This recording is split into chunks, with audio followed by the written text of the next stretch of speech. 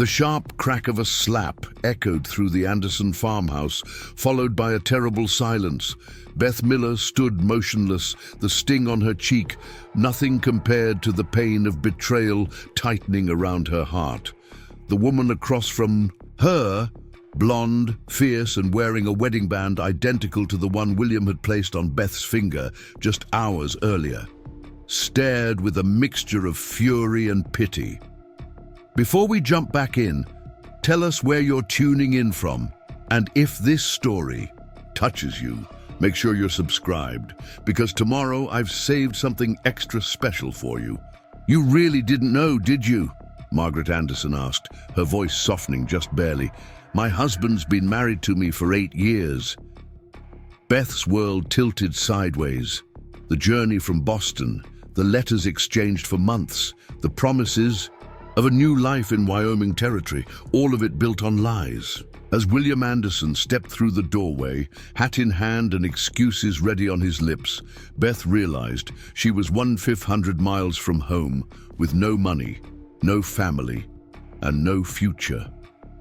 What she didn't know yet was that sometimes salvation comes from the most unexpected directions, like the steady gaze of a sheriff who believes in justice above all else. It was early autumn in 1876 when the stagecoach rattled into Pine Creek, Wyoming Territory. The aspens had just begun turning gold against the evergreens, and the first hint of winter's bite sharpened the air. Beth Miller pressed her forehead against the smudged window glass, cataloging every detail of what would soon be her home. The town wasn't much. A single muddy main street, weathered buildings with false fronts reaching toward dignity, a church whose white steeple seemed the only clean thing for miles. The coach jerked to a stop outside the general store, dust settling on Beth's already travel-worn navy blue traveling suit. She smoothed her skirts with gloved hands that couldn't quite hide their trembling. 6 days of hard travel had left her exhausted, but it was the anticipation tightening her throat. William Anderson would be waiting. The man whose letters had been her lifeline after father's death left her with nothing but debts and memories. Pine Creek, 30-minute stop, the driver called out, already unloading mailbags. Beth gathered her small valise and the carpet bag containing everything she'd managed to salvage from her former life. 3 dresses, her mother's silver hairbrush, a medical reference book from her father's practice, and $14 sewn into the lining of her corset. Not much to start a marriage with, but William had assured her it was enough. Just bring yourself, he'd written in a bold, confident hand. That's all I require.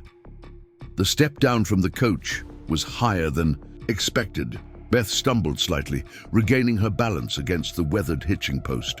Careful there, ma'am, came a deep voice, steady as bedrock. She turned to find herself looking up at a tall man with serious eyes, the color of faded denim. His brown hair was touched with early silver at the temples, and a sheriff's badge caught the afternoon light on his chest. Thank you, Beth murmured, straightening her hat. I'm looking for William Anderson. I'm expected. Something flickered across the sheriff's face, so brief she might have imagined it. William Anderson, he repeated, glancing down the street. Can't say I've seen him in town today. You're Elizabeth Miller, we're to be married. Today, actually. The words sounded strange in the open air, surrounded by dust and strangers. In Boston, there would have been church bells, friends, a proper ceremony. Here she and William had agreed on a simple justice of the peace wedding before heading to his farm. The sheriff nodded once, his expression carefully neutral. Thomas Hayes, he offered, touching the brim of his hat. Sheriff of Pine Creek. Welcome to our town, Miss Miller. A commotion from across the street drew their attention. A man in a brown wool coat was hurrying toward them, hat clutched in hand. He was handsome in a conventional way, sandy hair, broad shoulders, an easy smile that didn't quite reach his eyes. Beth recognized him immediately from the small tin type he'd sent. William Anderson. Beth, thank the Lord you've arrived safely. He reached for her hands, clasping them in his own. His palms were smooth for a farmer, Beth noticed distantly. "I was delayed by business at the bank. Forgive me for not being here when your stage arrived." Sheriff Hayes stepped back, but something in his posture suggested watchfulness. "Anderson," he acknowledged with a slight nod. "Sheriff." William's response was equally curt. He turned back to Beth, his smile warming. "Let me look at you. Just as lovely as I imagined from your letters." Beth felt heat rise in her cheeks. The correspondence had been proper, of course, but there had been a growing warmth in their exchanges over the months. Hope had bloomed in the wake of desperation. Hope that this man and this place might offer the fresh start she so desperately needed. "I've arranged for Reverend Phillips to marry us at 4 o'clock, William continued, checking his pocket watch. "That gives us time to get you settled and perhaps have some refreshment after your journey. The hotel serves a decent meal." "That's very thoughtful," Beth replied, suddenly aware of the dust on her face and the weariness in her bones. The idea of becoming a wife without even washing her face seemed impossible, yet she'd come too far to balk at the customs of this new place. Sheriff Hayes remained where he stood, watching their exchange. "Anderson," he said, voice level, "the bank mentioned you'd been in. Everything resolve itself with that matter we discussed last week?" William's smile tightened almost imperceptibly. "All taken care of, Sheriff. Nothing for anyone to concern themselves with." He placed Beth's hand in the crook of his arm. "Now, if you'll excuse us, my bride needs rest before our ceremony." As William led her toward the hotel, Beth glanced back over her shoulder. Sheriff Hayes stood exactly where they'd left him, watching them go with an unreadable expression. The Pine Creek Hotel was modest but clean, with faded floral wallpaper and worn carpets that had once been fine.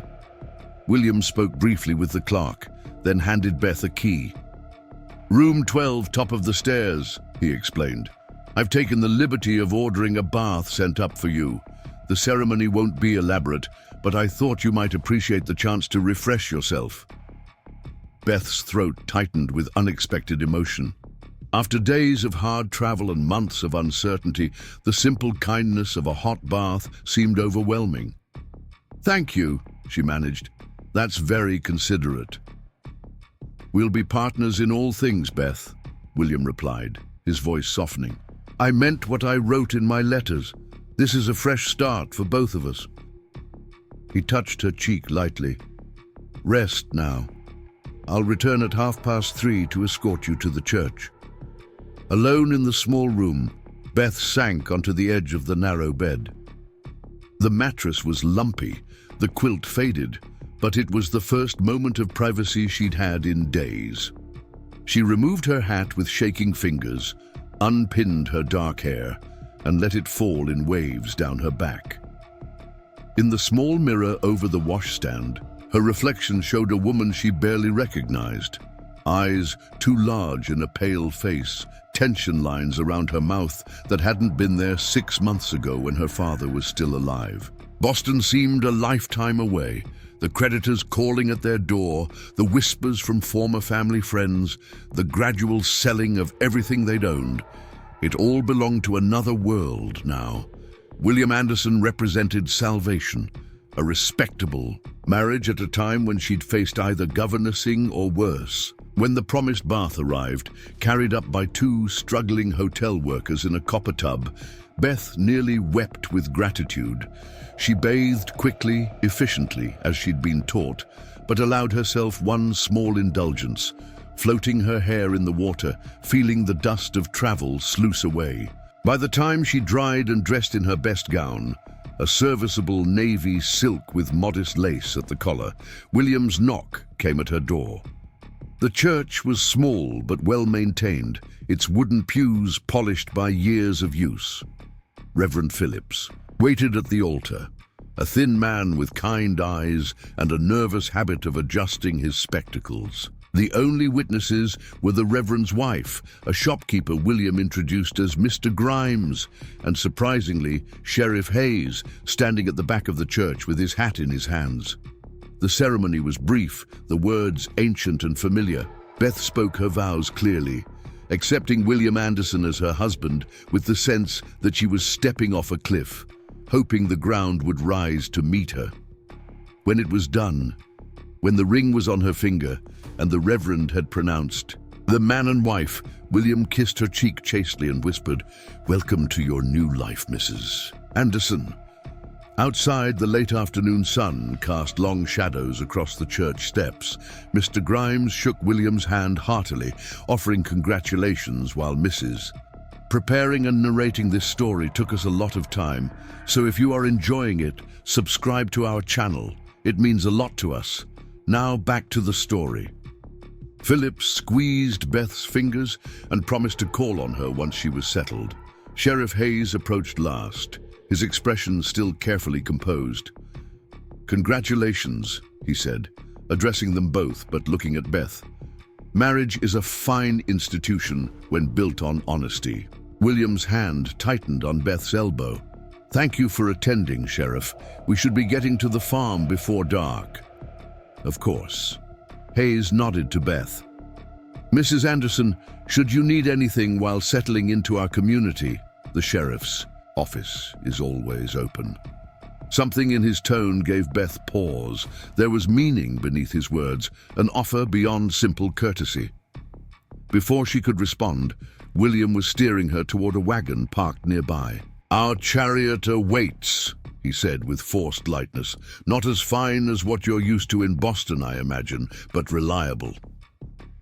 The wagon was sturdy, recently painted green, with a new canvas cover over the back. William helped her up to the seat, arranging a blanket over her knees against the cooling air. Her trunks, sent ahead weeks earlier, were presumably already at the farm. As they pulled away from the church, Beth looked back once more. Sheriff Hayes still stood on the steps, watching their departure with that same steady gaze. The Anderson farm lay 3 miles outside of town, a journey made in near silence. William pointed out landmarks occasionally, a creek where fishing was good, a stand of cottonwoods that marked the boundary of their property, but otherwise seemed lost in thought. Beth didn't press him for conversation. There would be time, enough for talk in the days and years ahead. The farmhouse came into view as they crested a small rise, a substantial 2-story structure with a wide porch and glass windows. It was larger than Beth had expected, well maintained with fresh white paint and green shutters. A barn stood nearby, along with several outbuildings, fields stretched behind, golden with harvested wheat stubble. "It's lovely," Beth said, genuine admiration in her voice. "Your letters didn't do it justice," William's smile returned. "Been in my family for 15 years. My father built it, added on as he could. The last few years have been good to us." He pulled the wagon to a stop in front of the house. "Here we are then, home." Beth allowed him to help her down, smoothing her skirts and taking in what was now her home. Flower beds, neatly tended, lined the walkway to the porch. Lace curtains hung in the windows. It was far more prosperous looking than she had imagined from his letters, which had spoken of a modest but comfortable farm. William carried her valise and carpet bag, leading her up the steps and opening the front door with a flourish. "After you, Mrs. Anderson." The interior was warm and well furnished. A parlor to the right with upholstered chairs and a small piano. A dining room to the left with a polished table that could seat 8. The entryway floor was wooden, waxed to a soft glow. A staircase curved upward to the second floor. "This is..." Beth turned slowly, taking it all in. "William, it's beautiful." He set her bags down, watching her reaction with satisfaction. "I wanted to surprise you. I know you've been accustomed to finer things in Boston, and I didn't want to disappoint." "You haven't," she assured him, though something nagged at the edges of her mind. His letters had described a simple farm life, one where they would work hard together to build something. This house spoke of established wealth, not a beginning. "Let me show you upstairs," William said, taking her elbow again. "You must be tired after all the excitement." The second floor held 4 bedrooms and a small sewing room.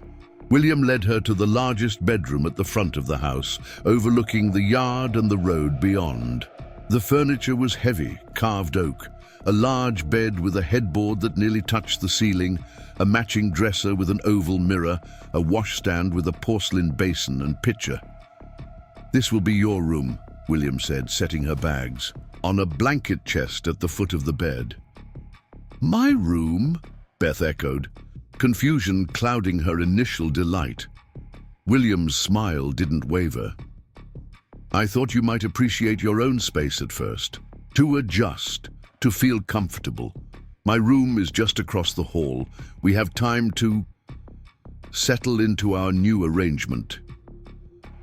Beth nodded slowly, uncertain but unwilling to question what might be a local custom.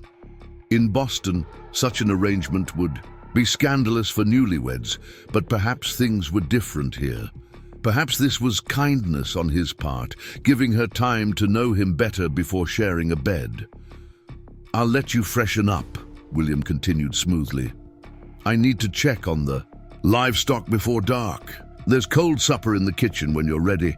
Ham, bread, preserves. Mrs. Hollister from the next farm brought it over this morning." "Thank you," Beth replied automatically. "Will I meet her soon?" "Mrs. Hollister." A shadow crossed William's face. "The Hollisters keep to themselves mostly. But you'll meet folks in town on Sunday at church." He hesitated at the doorway. "I'm glad you're here, Beth. This house has needed a woman's touch." After he left, Beth sank onto the edge of the bed, sudden exhaustion washing over her. So much had happened in one day. The arrival, the wedding, this unexpected house with its unexpected comforts. She should be grateful. She was grateful. Yet something felt off-kilter, like a picture hanging just slightly crooked on a wall.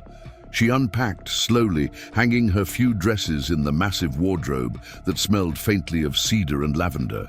Her brush and comb looked pathetically small on the dresser top. The room was clearly a woman's room, with flowered wallpaper and lace-edged curtains, yet it felt unlived in, as though prepared for a guest. When she'd put away her meager possessions, Beth washed her face and hands in the basin, pinned her hair back up, and went downstairs to find the promised supper. The kitchen was at the back of the house, large and well-equipped, with a massive cast-iron stove and a pine table scrubbed to pale smoothness. A covered plate sat in the center of the table, alongside a pitcher of water and a single place setting. The food was exactly as William had described: sliced ham, fresh bread, wild blackberry preserves, and a small wedge of cheese. Beth ate, standing up, oddly reluctant to sit alone at the big table. The house was quiet, except for the ticking of a clock somewhere in the parlor and the occasional creak of settling wood. By the time William returned, Beth had washed her dish and tidied the kitchen. She found him in the parlor, building a small fire against the evening chill. "All settled in?" he asked, not looking up from his task.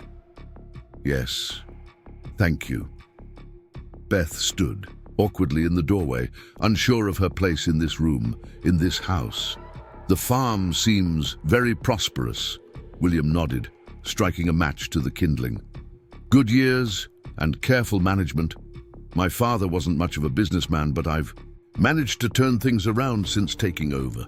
He straightened as the fire caught, brushing his hands together with satisfaction. "I didn't tell you everything in my letters, Beth. Didn't want to seem like I was bragging." "I appreciate modesty," she replied carefully, "though I confess, I'm surprised by how established everything is." William gestured for her to sit in one of the armchairs, taking the other for himself. "I wanted you to be pleasantly surprised rather than disappointed. And I needed a wife who understood hard work and sacrifice, not someone looking for an easy life." Beth thought of the creditors at her door in Boston, of selling her mother's silver piece by piece, of the whispers that followed her at church. She thought of the desperate advertisement she'd placed in the matrimonial news. Educated lady of good family seeks correspondence with gentlemen of means and character in Western territories. Object, matrimony. I understand hard work, she said quietly, and I'm grateful for the home you've provided. William nodded, satisfied. Tomorrow I'll show you around the property. You should rest tonight. It's been a long day. It was a dismissal, gentle but clear. Beth rose, suddenly uncertain of the protocol. Should she kiss her new husband goodnight, shake his hand? In the end, she simply nodded and wished him a good night, retreating upstairs to the unfamiliar bedroom. That was now hers. Sleep came fitfully, interrupted by strange noises. The wind in unfamiliar eaves, an owl calling somewhere close, the settling of a house whose rhythms she didn't yet know.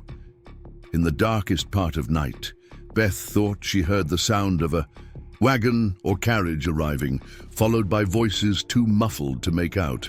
Probably just William checking on something, she reasoned, turning over and willing herself back to sleep. Morning arrived with pale sunlight filtering through lace curtains. Beth dressed quickly in her everyday brown wool dress, pinned her hair in a simple knot, and made her way downstairs. The kitchen was empty, the stove cold, no sign that William had eaten breakfast, though a note propped against the sugar bowl caught her eye. Beth had to ride into town on business. Back by midday. Make yourself at home. William, she set about exploring her new domain, opening cupboards and pantries to find them well stocked with flour, sugar, coffee, and preserves. The root cellar yielded potatoes, onions, carrots, and shelves of canned vegetables and fruits. This was not a bachelor's kitchen, but a household prepared for a family. After preparing herself a simple breakfast of toast and coffee, Beth decided to explore the rest of the house more thoroughly in daylight. The parlor and dining room were, much as she'd seen them the previous evening, comfortable and well-appointed, if somewhat formal. A small study off the main hall held a desk, bookshelves with agricultural journals and a few novels, and a gun cabinet with a rifle and shotgun displayed behind glass. Upstairs, she peeked into the other bedrooms, one set up as a guest room, with a simple bed and dresser, another apparently used for storage, containing trunks and furniture draped with sheets. The sewing room was a pleasant surprise, equipped with a treadle sewing machine and shelves of fabric and notions. It was while examining the linen closet on the upstairs landing that Beth first noticed the women's clothing, a blue shawl hanging on a hook, partially concealed by a sheet. Frowning slightly, she pushed the sheet aside to reveal several dresses hung neatly at the back of the closet. They were good quality, made of wool and cotton in practical colors, sized for a woman somewhat, shorter and broader than herself. A chill ran down Beth's spine. William had never mentioned a sister or female relative living with them or visiting regularly. These were everyday garments, not the kind of thing a visitor would leave behind. Before she could investigate further, the sound of a wagon approaching drew her to the window. It wasn't William returning, but a woman driving a small cart. Beth watched as she tethered the horse to the hitching post and made her way to the kitchen door at the rear of the house, carrying a covered basket. A neighbor, perhaps, coming to welcome the new bride? Beth smoothed her skirts and hurried downstairs, eager for female company and local knowledge. She reached the kitchen just as a knock sounded at the back door. The woman on the porch was perhaps 40, sturdy and plain-faced, with graying brown hair tucked beneath a practical bonnet. Her expression when Beth opened the door was one of utter confusion. "Good morning," Beth offered with a smile. "Can I help you?" The woman stared at her for a long moment. "Who are you?" she asked finally, her voice sharp with suspicion. "I'm Elizabeth Anderson," Beth replied, taken aback by the woman's tone. "William's wife. We were married yesterday." The basket dropped from the woman's hands, spilling apples across the porch. Her face drained of color, then flushed deep red. "Wife," she echoed, her voice rising. "That's not possible." Beth's smile faltered. "I assure you it is. We were married by Reverend Phillips yesterday afternoon." The woman shook her head, eyes now blazing with fury. "I don't know what game Will is playing, but I am Margaret Anderson. I've been William's wife for 8 years." Beth felt as though the ground had opened beneath her feet. "There must be some mistake," she managed, gripping the doorframe for support.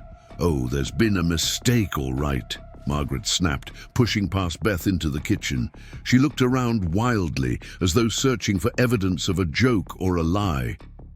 "Where is he? Where's William?" "He's gone to town on business," Beth replied automatically, her mind still struggling to make sense of the woman's claim.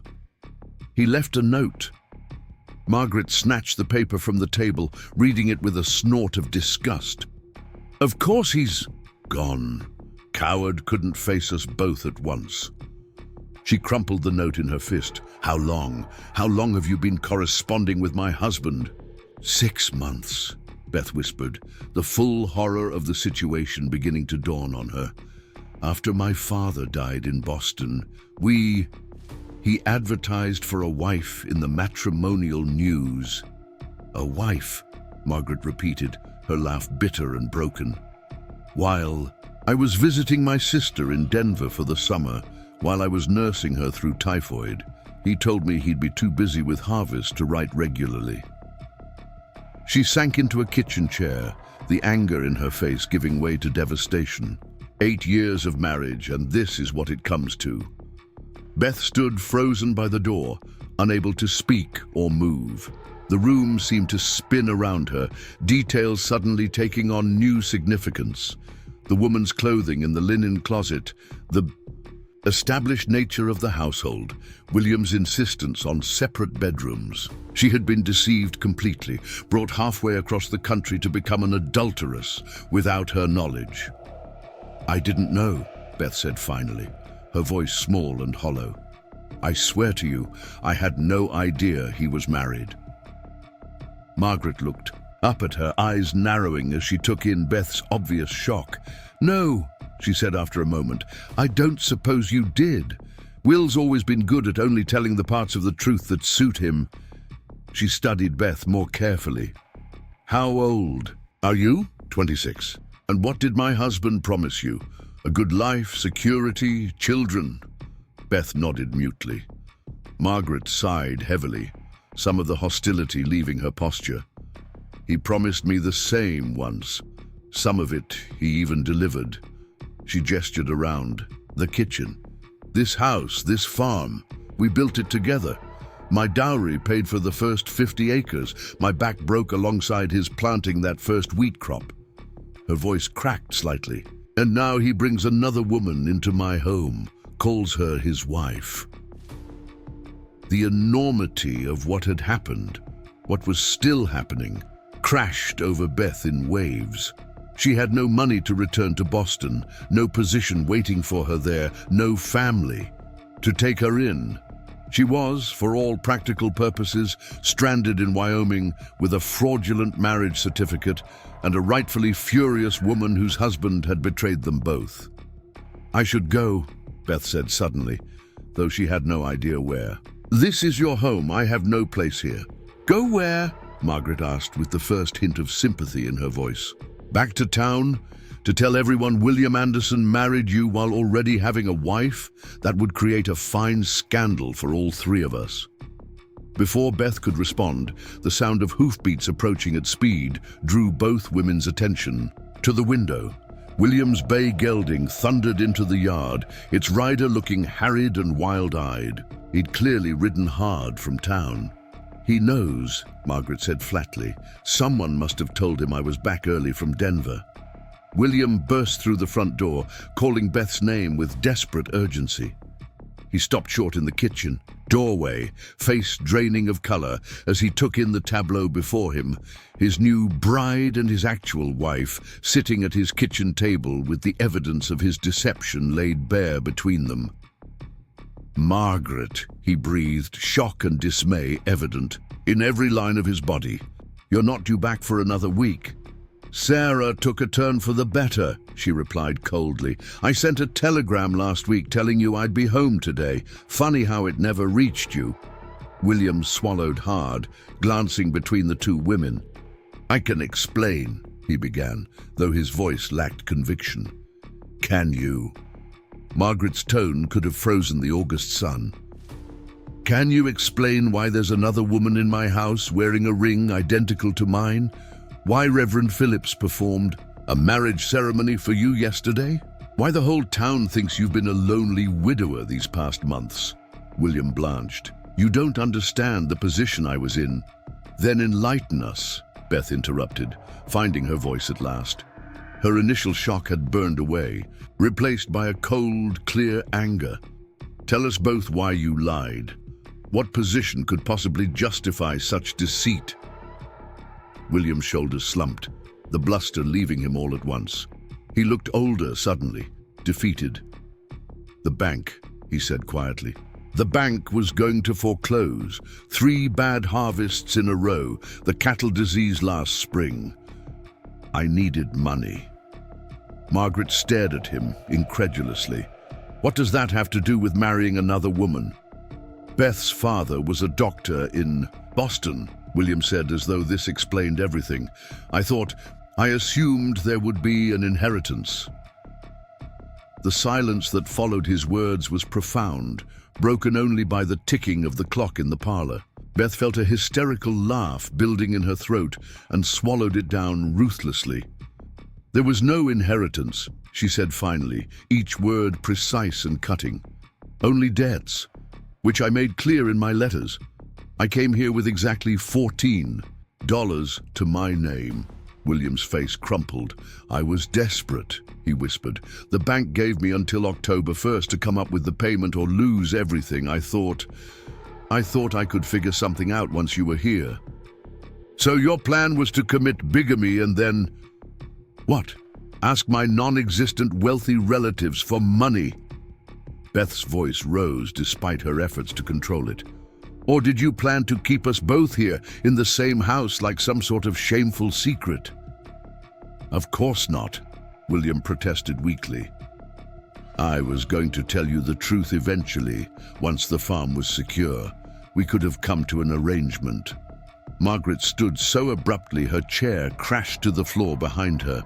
"An arrangement," she repeated, voice shaking with rage. "Is that what 8 years of marriage means to you?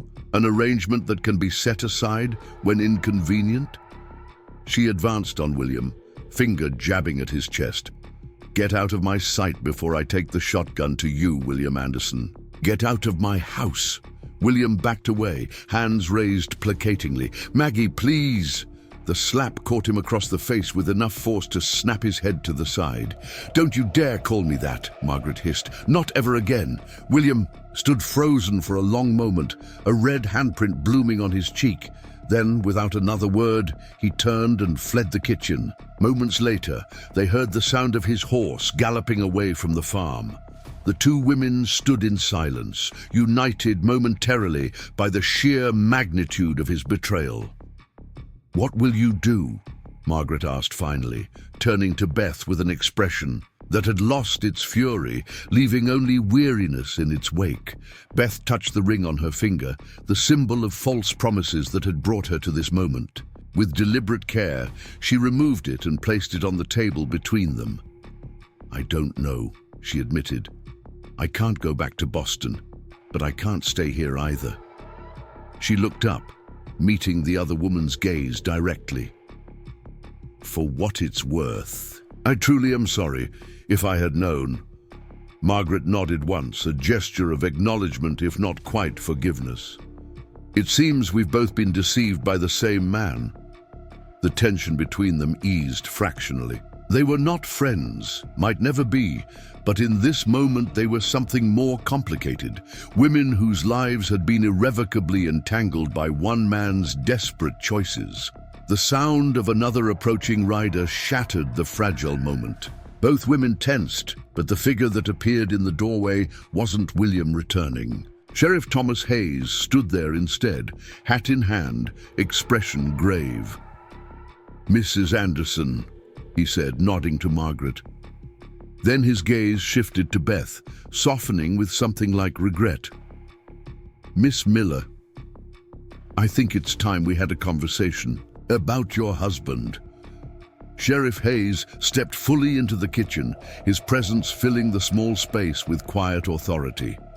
His gaze swept from Beth to Margaret and back again, taking in their tense postures and the wedding ring lying like an accusation on the wooden table. "I see you ladies have become acquainted," he said, voice neutral but eyes sharp with understanding. Margaret crossed her arms. "You knew." It wasn't a question. The sheriff nodded once. "I had suspicions when Anderson started telling folks. His wife had passed while visiting family back east. Convenient timing, with you away at your sister's." He turned to Beth. "And when Miss Miller arrived on yesterday's stage speaking of marriage, those suspicions grew stronger." Beth felt a flush of humiliation rise in her cheeks. "Why didn't you say something at the church?" "It wouldn't have been proper to create a scene there," Hayes replied, "and I needed to be certain before making accusations." His expression softened slightly. "I came out first thing this morning to speak with you privately, but it seems events have outpaced me." "William fled when confronted," Margaret said flatly, "like the coward he is." Hayes sighed, setting his hat on the counter. "That complicates matters. I was hoping to resolve this quietly." Beth found her voice, struggling to maintain composure. "Resolve what exactly? The fact that I'm party to a fraudulent marriage? That I've traveled halfway across the country to become an unwitting adulteress?" Her voice cracked on the last word. "Bigamy is a crime in Wyoming Territory," Hayes said gently. "One that William Anderson will answer for." He hesitated, choosing his next words carefully. But such cases can draw unwanted attention for all involved. The implication hung in the air between them. Scandal, whispers, the kind of notoriety that followed a woman forever in small communities like Pine Creek. Margaret's face hardened. "I won't be shamed for his crimes, Sheriff, nor should you be," Hayes agreed, "but we need to consider how to proceed with minimal damage." Beth sank into a chair, suddenly bone-weary. "What options do I have? I can't afford passage back to Boston, and even if I could, there's nothing for me there." A moment of silence filled the kitchen. Through the window, Beth could see the golden fields stretching toward distant mountains, the land she'd imagined would be her new home. Her fresh start. Now it felt like just another prison, walls built of deception rather than stone. "You need somewhere to stay while this is sorted out," Hayes said finally. "Somewhere neutral." Margaret looked at Beth with a complex mixture of emotions. Anger, sympathy, resignation. "She can't stay here," she said, voice firm but not unkind. "It's not her fault, but I can't." "I understand," Beth said quickly. "I wouldn't expect—" "Martha Jenkins runs a respectable boarding house in town," Hayes interrupted. "She has a room available. I spoke with her this morning, anticipating we might need it." Beth blinked, taken aback by his foresight. "I have very little money," she admitted. "Martha's agreed to a reduced rate in exchange for help with the cooking and cleaning," Hayes replied. "She's getting on in years and could use an extra pair of hands." It was charity, thinly disguised as employment, but Beth was in no position to refuse. Pride was a luxury she could no longer afford. "That would be acceptable, thank you." Hayes nodded, satisfied. "There's more to discuss, but perhaps it would be best if you gathered your belongings first. My deputy has your trunks in the wagon outside. They never made it out to the farm. Beth's eyes widened. William told me they'd been delivered weeks ago. And another convenient untruth, Margaret said bitterly. He's built quite a collection of those. Beth stood, smoothing her skirts with hands that trembled slightly. I'll need a moment to collect my things from upstairs. Take your time, Hayes said. Deputy Cooper will help with your trunks when you're ready. Upstairs, in the room that had been hers for less than a day, Beth moved mechanically, repacking her few possessions. The brush and comb from the dresser, the nightgown still folded beneath her pillow, the 3 dresses hanging in the wardrobe, that had once seemed so woefully inadequate and now represented the entirety of her worldly goods. As she closed her carpet bag, a soft knock sounded at the door. Margaret stood there, face composed, but eyes turbulent. These were in the wash-house, she said, holding out a pair of Beth's stockings. You'll want them. Thank you. Beth accepted them awkwardly, tucking them into her bag. Margaret lingered in the doorway. I want to hate you, she said abruptly. It would be easier. Beth met her gaze steadily. I understand. Do you? Do you understand what it's like to build a life with someone, to weather hard years and good ones, only to discover you've been living with a stranger? She shook her head. No, I suppose you do, in a different way. A strange moment of connection passed between them. 2 women bound by betrayal, by shared hurt. What will you do? Beth asked softly. About the farm, the mortgage. Margaret's laugh held no humor. Fight! What else can I do? This land is as much mine as his. Her eyes hardened, more so now. When Beth descended the stairs, carpet bag and valise in hand, Sheriff Hayes was waiting alone in the front hall. He took the bags from her without comment, his quiet courtesy a balm to her raw nerves. Margaret stood on the porch as they departed, a solitary figure framed by the door of the home she'd built with a man who had betrayed her completely. She didn't wave, but she nodded once to Beth, acknowledgement of a debt neither of them had asked to share. The ride to town passed in merciful silence. Deputy Cooper, a young man with earnest eyes and a nervous habit of clearing his throat, drove the wagon while Sheriff Hayes rode alongside on his sorrel gelding. Beth sat beside Cooper, watching the landscape roll past, the same hills and valleys she'd viewed with such hope just a day earlier, now transformed into unfamiliar territory by the shattering of her expectations. Pine Creek looked different too, smaller somehow, more exposed. As they rolled down the main street, Beth felt eyes tracking their progress, curiosity and speculation in equal measure. News traveled fast in small towns. By sundown, everyone would know that William Anderson's new bride had been installed at Martha Jenkins' boarding house rather than at his farm.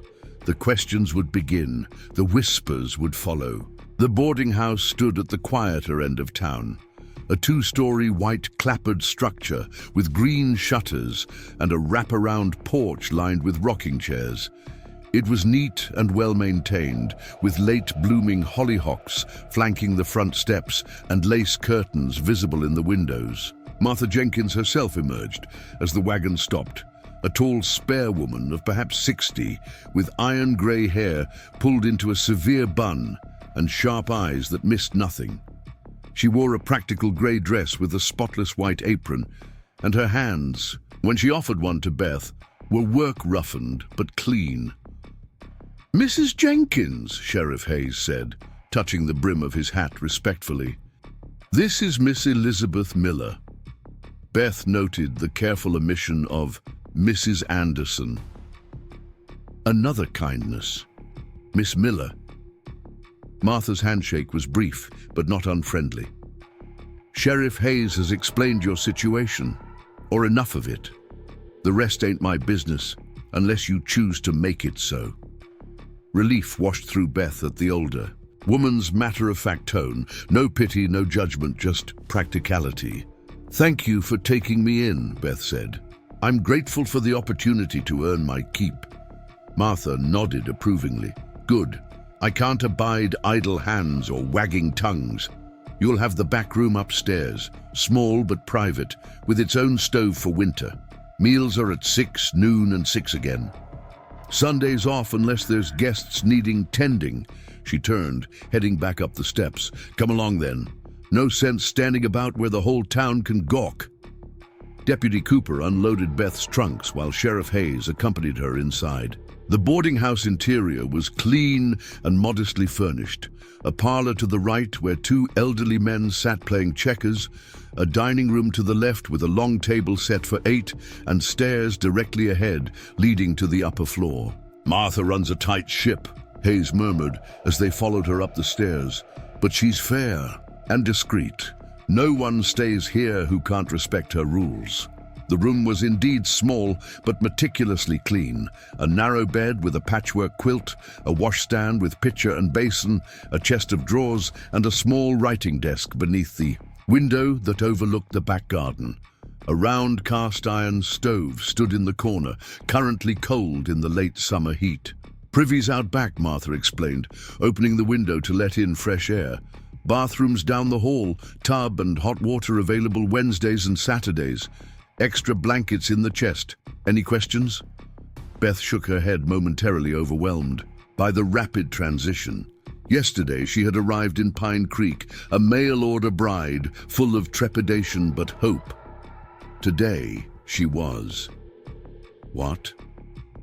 Not a wife. Not a widow. A woman adrift in a town where her only claim to identity was as the victim of a cruel deception.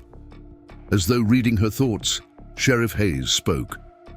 Miss Miller, if you're settled, perhaps we could continue our conversation downstairs? There. Are matters still requiring discussion? Martha nodded briskly. I'll have tea in the back parlor in 10 minutes. That room's private. No boarders allowed without invitation. She fixed Beth with a penetrating look. Take your time, girl. Ain't nothing so broken that sitting down won't help you think it through. Once alone, Beth moved to the window, gazing out at the neat rows of Martha's vegetable garden and the chicken coop beyond. Such ordinary sights, so at odds with the extraordinary disruption of her life. She pressed her fingertips to the glass, grounding herself in its cool solidity. When she made her way downstairs, Sheriff Hayes was waiting, in the small back parlor as promised. The room was clearly Martha's private domain, a rocking chair with knitting set aside, bookshelves lined with worn volumes, a desk with neat stacks of papers. Martha herself was pouring tea into 3 cups arranged on a tray. Sit, she instructed, Beth, nodding to a chair opposite Hayes. Tea's hot, might as well drink it that way. Beth accepted the cup gratefully, wrapping her fingers around its warmth, though the day was mild. Something about the ritual of tea, the familiar scent, the weight of the cup, steadied her. Hayes waited until Martha had settled into her rocking chair before speaking. Miss Miller, I need to ask you directly. Do you wish to press charges against William Anderson for fraud and bigamy? The question, though expected, still sent a jolt through Beth. She set her teacup down carefully to hide her trembling hands. What would that entail? She asked. A formal complaint, documentation of his deception, testimony before a judge when the circuit court comes through next month. Hayes leaned forward, expression serious. I won't mislead you. Such proceedings become matters of public record. Your name would be connected to this permanently. And if I don't press charges? Without your testimony, it would be more difficult to pursue the bigamy charge, though I could still arrest him for fraud on Mrs. Anderson's behalf. Hayes frowned slightly. But Miss Miller, without legal proceedings, your position remains unclear. The true dilemma crystallized in Beth's mind. Without official acknowledgement of William's crime, she had no legal standing, not as his wife, since the marriage was invalid, and not as an unmarried woman who had been wronged, since that wrong would remain unrecognized by law. I need time, she said finally, to consider my options. Hayes nodded. Of course, but I should mention that Anderson has disappeared. I sent Deputy Cooper to check the farm again before returning to town, and there's no sign of him. His horse is missing, along with some personal effects. Coward, Martha muttered, not looking up from her knitting, which she had retrieved from beside her chair. He may have fled to avoid prosecution, Hayes continued, or he may intend to return once tempers have cooled. Either way, Miss Miller, your testimony could be crucial. Beth stared into her tea, watching ripples form as her hand trembled slightly.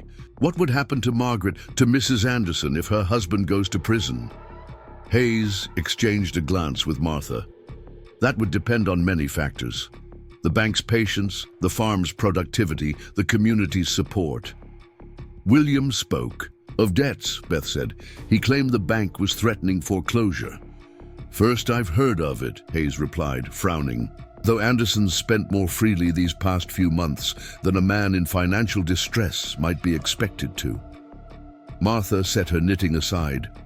Tom, don't beat around the bush. Tell her what she needs to know. The sheriff sighed, running, a hand through his hair. Miss Miller, there's more to this situation than a desperate man's poor choices. 3 months ago, Anderson began presenting himself as a widower in Pine Creek. Before that, he'd been telling people his wife was ailing back east. He paused, choosing his words carefully. During this time, he took out a large loan against the farm, money that's now unaccounted for. Beth frowned. He mentioned cattle disease, poor harvests. The Anderson farm had one of the best yields in the county last season, Hayes countered. And while there was illness among some herds, his cattle were largely unaffected. He leaned forward, expression grave. I believe William Anderson has been systematically converting his assets to cash, creating a fictional financial crisis, and preparing to disappear. And I was... what? A distraction, a cover story. Perhaps... Hayes hesitated. Or perhaps something else entirely. Beth's mind raced, piecing together the fragments of William's deception. You think he intended to leave his wife and take me with him, she said slowly, to start over somewhere else with the money he'd hidden away. It's a possibility, Hayes admitted. Your arrival created an opportunity, a reason for his sudden departure, should he choose to leave. A respectable widow from Boston would raise fewer questions as a traveling companion than a man fleeing alone with suspicious amounts of cash. The cold calculation of it stole Beth's breath. But why go through with a public wedding here? Why not simply ask me to meet him elsewhere? Appearances, Martha interjected, her knitting needles clicking steadily. Man like that cares about how things look. Proper wedding gives him cover, makes the whole thing seem above board. And when he discovered I had no inheritance to contribute, Beth's voice trailed off as the full scope of William's betrayal took shape in her mind.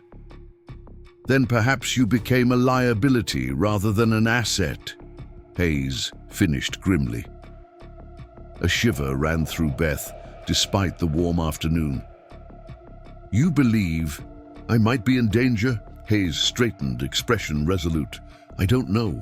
But until William Anderson is apprehended and his intentions clarified, I would advise caution. He glanced at Martha, who nodded almost imperceptibly. Miss Miller, I'd like to offer you the protection of my office during this time. Protection, Beth echoed. Not imprisonment, Hayes clarified quickly, but formal acknowledgement that you're under the sheriff's protection while this matter is resolved. It would give your presence here legitimacy, discourage gossip, and ensure your safety should Anderson return with ill intent. Beth considered the offer, turning it over in her mind like a strange coin. There was an unmistakable kindness in it, but also a subtle restriction, remaining in Pine Creek, tethered to this place and these events until justice was served. What would such protection entail exactly?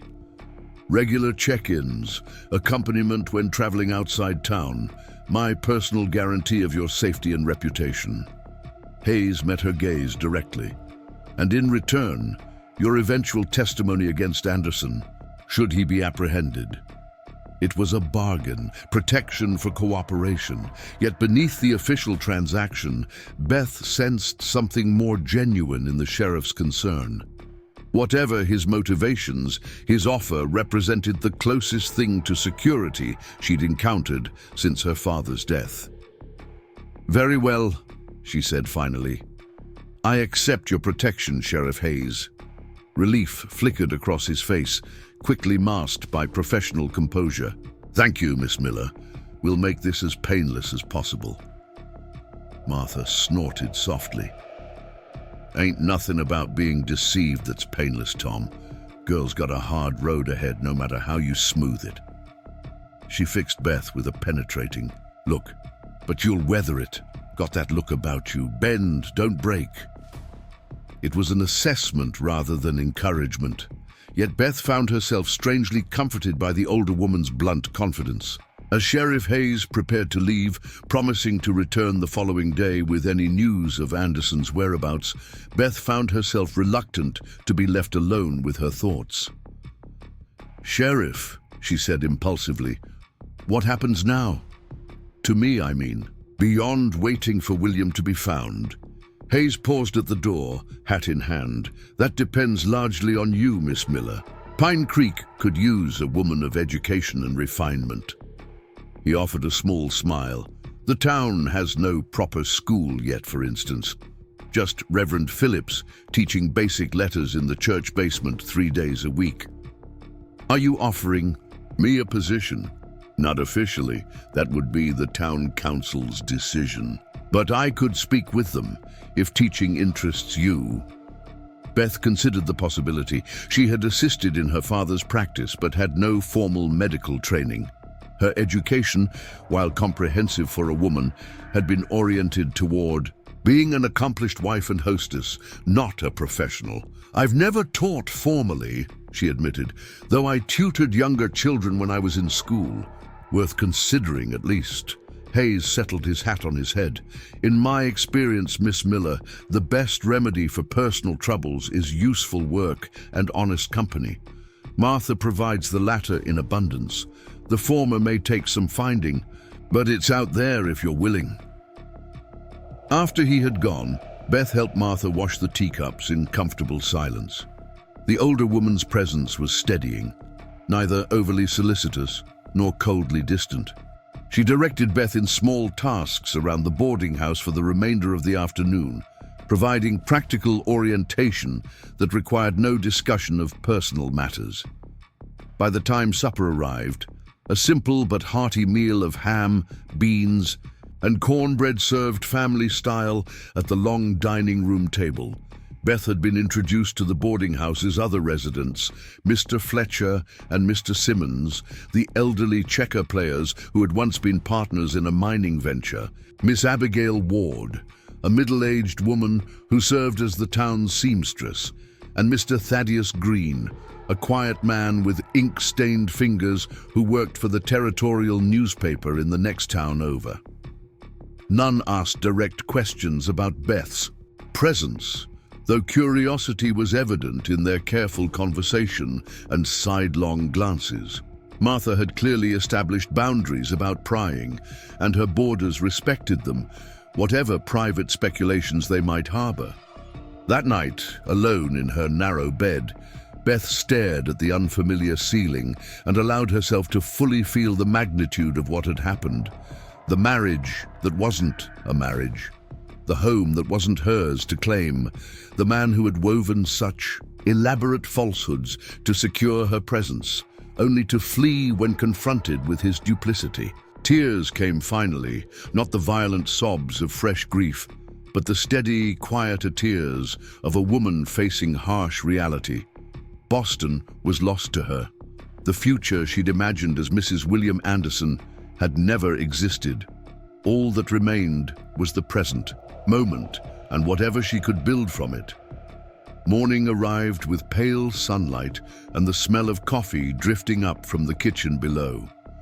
Beth dressed carefully in her second-best dress, a serviceable grey wool that had been made over twice. Already, but still maintained a certain dignity. Her hair, pinned in a simple knot, showed a few strands of silver among the dark brown, evidence of the strain of recent months. Martha put her to work immediately after breakfast, kneading bread dough while the older woman prepared vegetables for the midday soup. The physical labor was welcome, giving Beth's hands purpose while her mind continued to process the upheaval of the past 24 hours. "Sheriff's a good man," Martha said abruptly, breaking the comfortable silence between them. "Known Tom Hayes since he was a boy with scraped knees and too many questions. Served in the war, came back changed like they all did, but kept his conscience. Rare thing in a man." Beth looked up from her kneading, surprised by the unexpected confidence. "He seems honorable." Martha nodded, knife moving steadily through an onion. "Is too much for his own good sometimes. Takes responsibility for things that ain't his fault." She shot Beth a shrewd glance. "Like stray women with nowhere to go." "I'm not his responsibility," Beth said, perhaps too quickly. "Course not. Nor his charity case neither. But he'll still feel obliged to see you settled proper one way or another." Martha wiped her hands on her apron. "Just so you know the lay of the land." Beth resumed her kneading, considering the older woman's words. "Have there been others? Stray women, I mean." A fleeting smile crossed Martha's face. "Few. Widow with 3 little ones passing through to Oregon. He found them work and lodging for the winter when their wagon broke down too late in the season to continue. Young girl running from a father who used his fists too freely. Tom got her safely to her aunt in Denver." She shrugged. "He sees broken things and wants to mend them. Not a bad quality, long as you remember you ain't just another broken thing to him."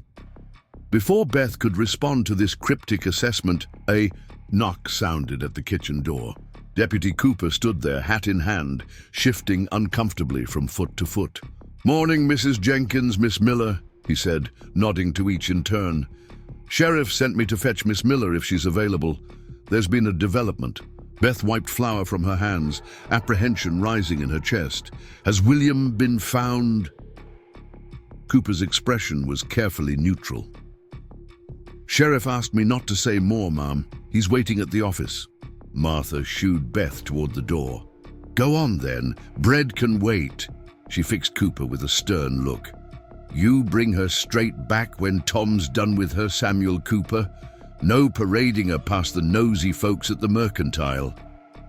Beth grabbed her shawl and bonnet, following Cooper out into the crisp morning air. The deputy led her down side streets rather than the main thoroughfare, honoring Martha's directive to avoid public scrutiny. The sheriff's office stood near the center of town, a solid brick building that also housed the small jail, the mayor's office, and the town's rudimentary bank. Sheriff Hayes was at his desk when they entered, bent over papers spread before him. He rose immediately, gesturing for Beth to take the chair opposite his desk, while Cooper took up position by the door. "Miss Miller, thank you for coming." Hayes cleared his throat. "I'm afraid there's been a significant development in Anderson's case. A rancher found his horse this morning, wandering riderless about 8 miles north of town." Beth's fingers tightened on her reticule. "And William?" "No sign of him yet. I've organized a search party." Hayes hesitated. The horse was saddled, but the saddlebags had been emptied. There was blood on the saddle horn. The implication hung heavy in the air. "You believe he may have been injured, or—" "It's too early to draw conclusions," Hayes said carefully. "There are mountain lions in that area, bears too. Also, the possibility of human interference." He leaned forward. "Miss Miller, I need to ask, did Anderson mention any specific plans to you? Any place he might go if in trouble?" Beth shook her head slowly. "He spoke only of the farm, our future there." The irony of those conversations struck her anew.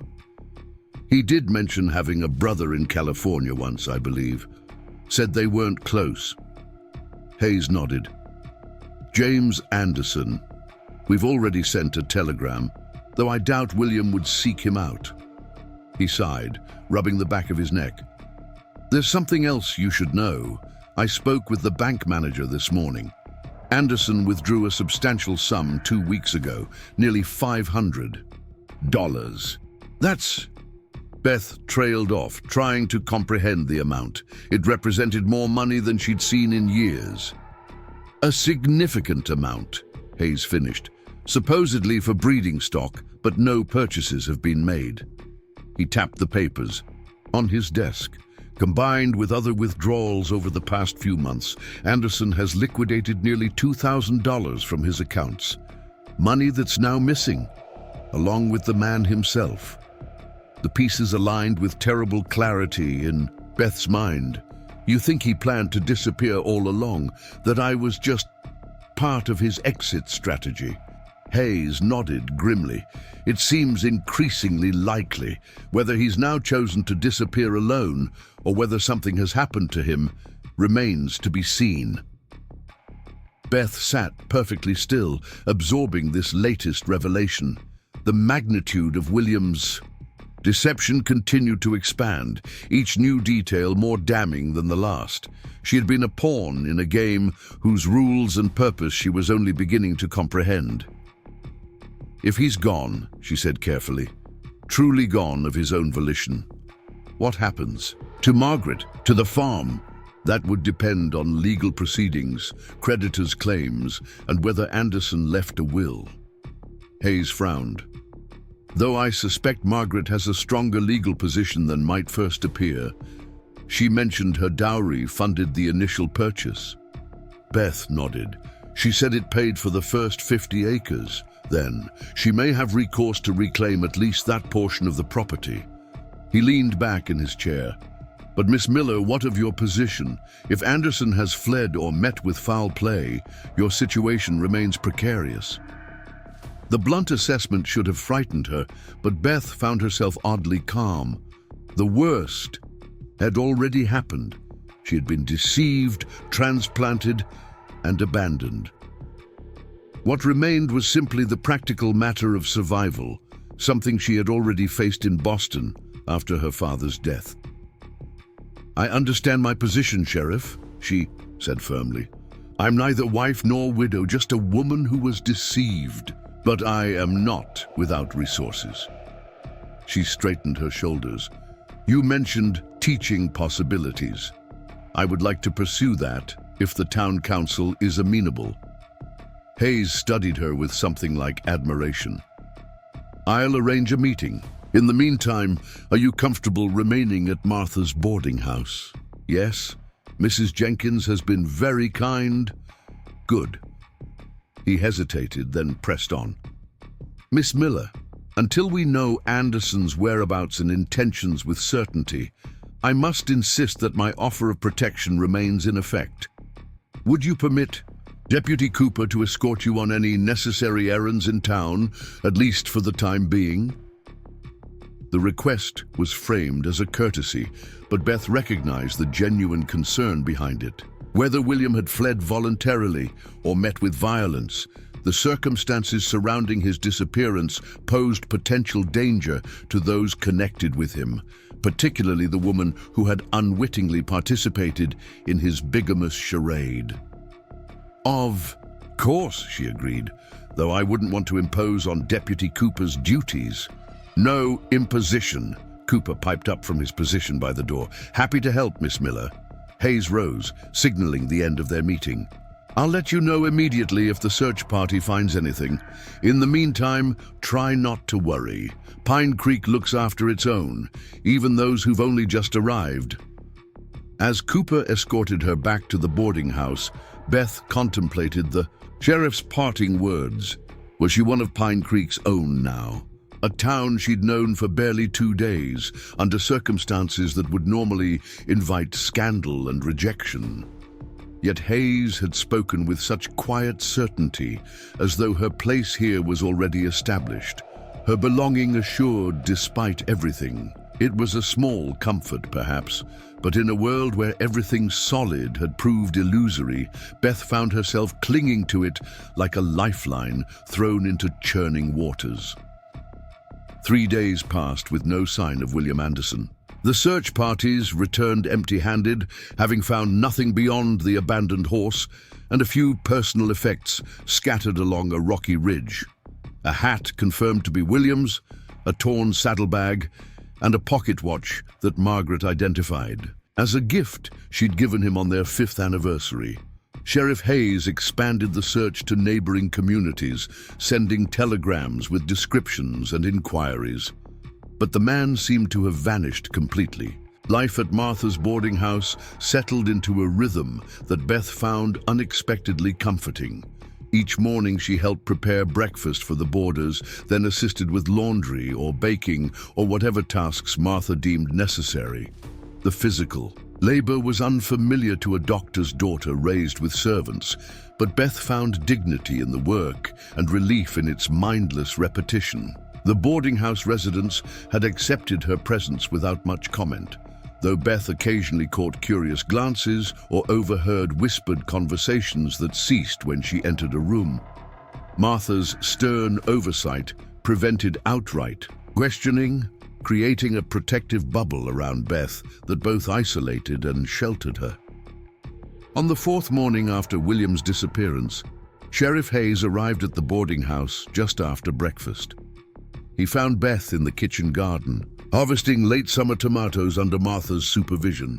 "Miss Miller," he called, approaching with hat in hand. "If you have a moment."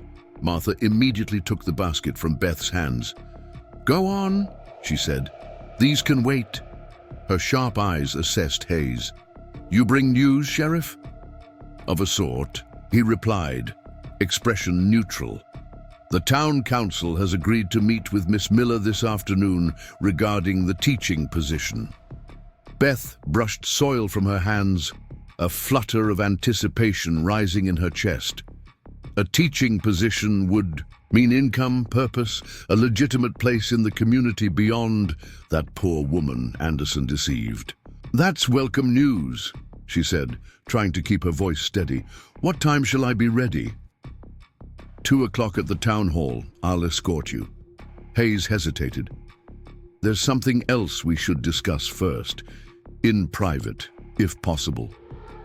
Martha sniffed. "Use the back parlor. I'll bring coffee." Once they were settled in the small room that was becoming familiar territory for difficult conversations, Hayes leaned forward, his expression grave. "Miss Miller, there have been developments in Anderson's case that you should be aware of before meeting the council." He paused, choosing his words carefully. "Yesterday afternoon, a mail pouch was found buried in a shallow grave near where Anderson's horse was discovered. It had been torn open, its contents scattered." Beth's hands tightened around her coffee cup. "A robbery?" "Possibly. The stage that passed through 3 days before your arrival was carrying a significant bank transfer, nearly $10,000 bound for the Territorial Bank in Cheyenne." Hayes's blue eyes were troubled. "There was an attempt to waylay that stage near the same ridge where Anderson's horse was found. The driver outran the would-be robbers, but reported seeing 3 men in masks." The implication hung heavy in the air between them. Beth set her cup down carefully, struggling to keep her voice steady. "You believe William may have been involved in an attempted robbery?" "I believe it's a possibility we must consider," Hayes replied. "The timing is suspicious. Anderson's sudden need for money, his extensive withdrawals, his disappearance in the same area where the stage was attacked." He sighed heavily. "And there's more. Margaret Anderson found papers hidden in their barn yesterday, maps of the stage route, schedules, notes about guard rotations." The room seemed to tilt around Beth.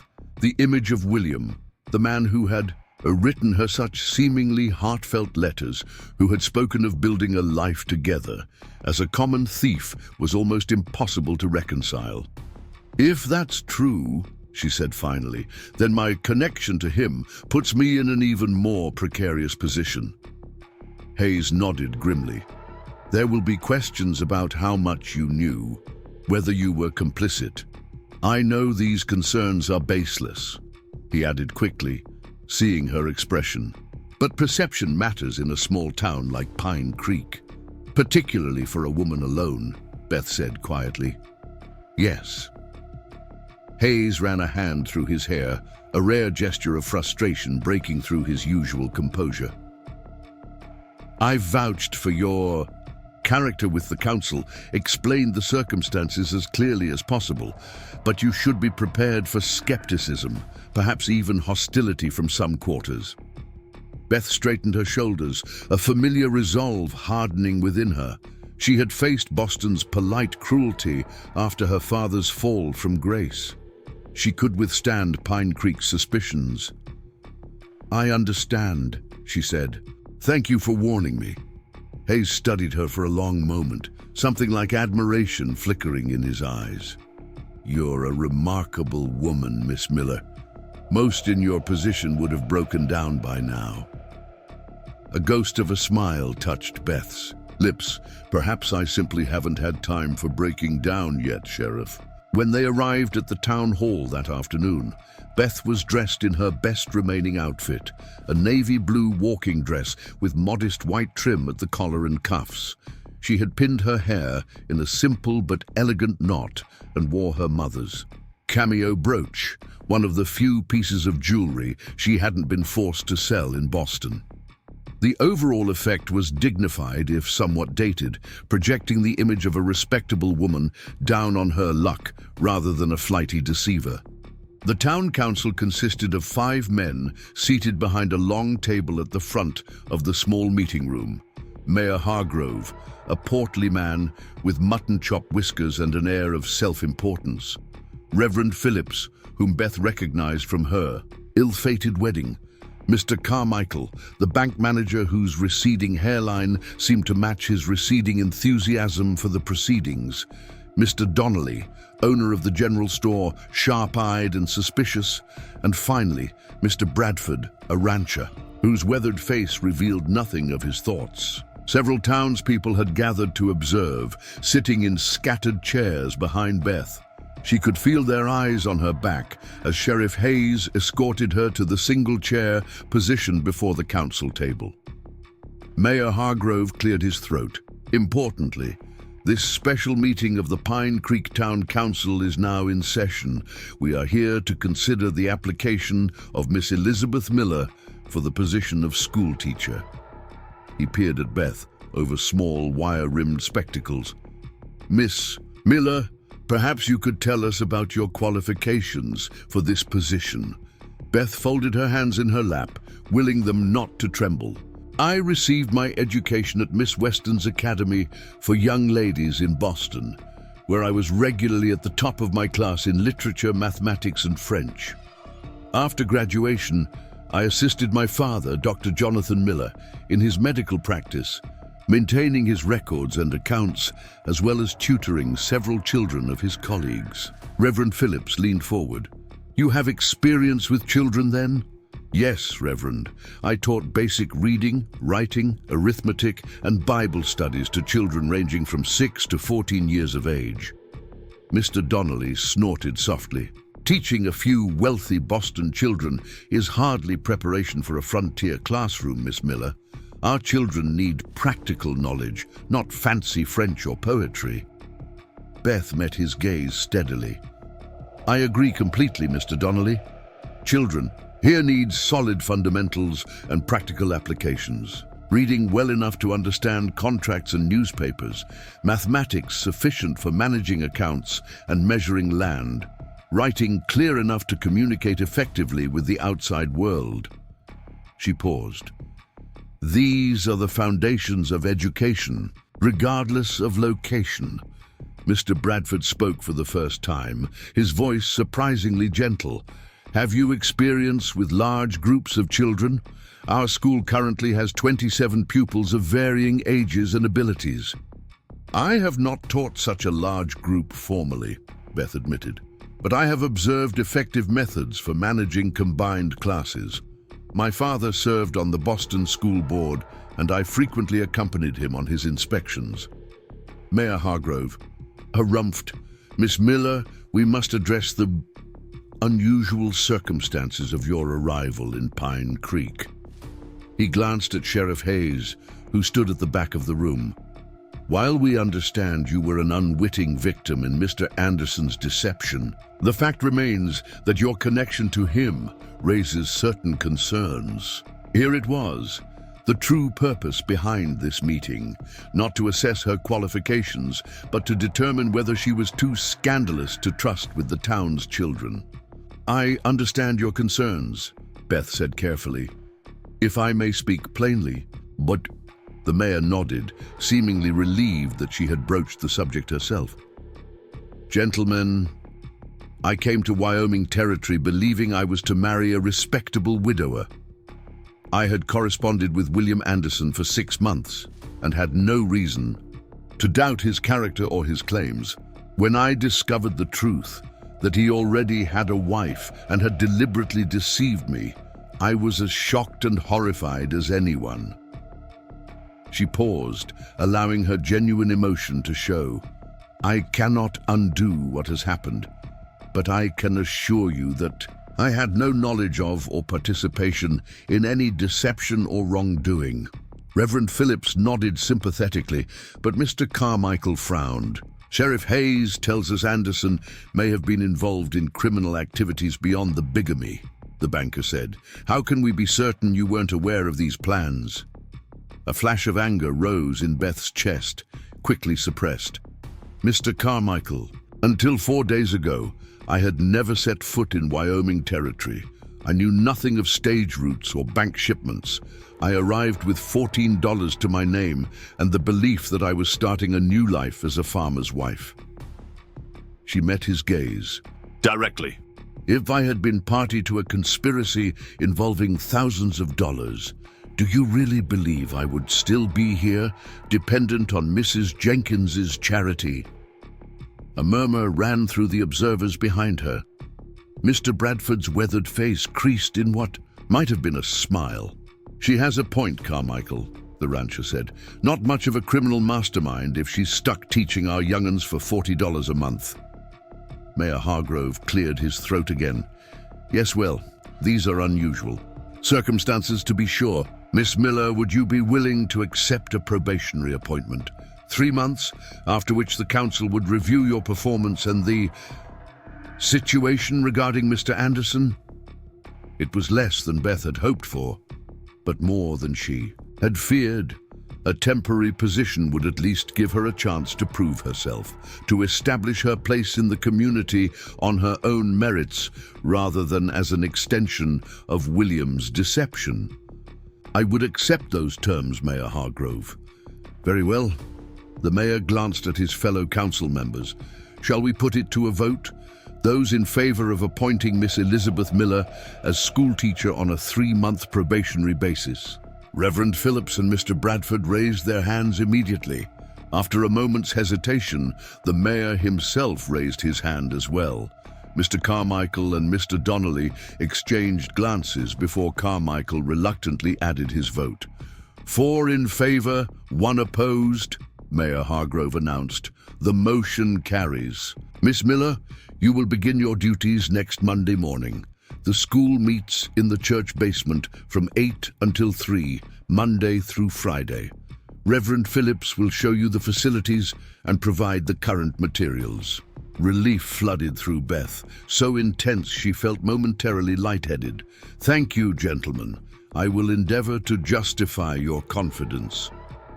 As the meeting adjourned, several townspeople approached to introduce themselves. Mrs. Elliott, whose twins would be in Beth's class. Mr. Peterson, the blacksmith with a shy daughter who struggled with reading. Mrs. Green, the milliner, who offered to help Beth refresh her wardrobe at a very reasonable price considering.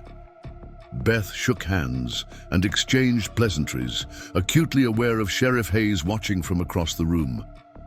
When the crowd had thinned, he approached, hat in hand. Congratulations, Miss Miller. he said quietly. "You handled that admirably. Thank you for your support, Sheriff. I doubt they would have considered me without your endorsement." Hayes shook his head. "You earned that position on your own merits. I merely provided context." As they stepped outside into the late afternoon sunlight, Beth found herself genuinely smiling for the first time since her arrival in Pine Creek. The position was modest, the approval tentative, but it represented something precious, a chance to build a life of her own making, free from both her father's legacy and William's deception. "Sheriff," she said suddenly, "would it be possible to stop at the general store before returning to the boarding house? I should purchase some supplies for teaching." He nodded. "Of course.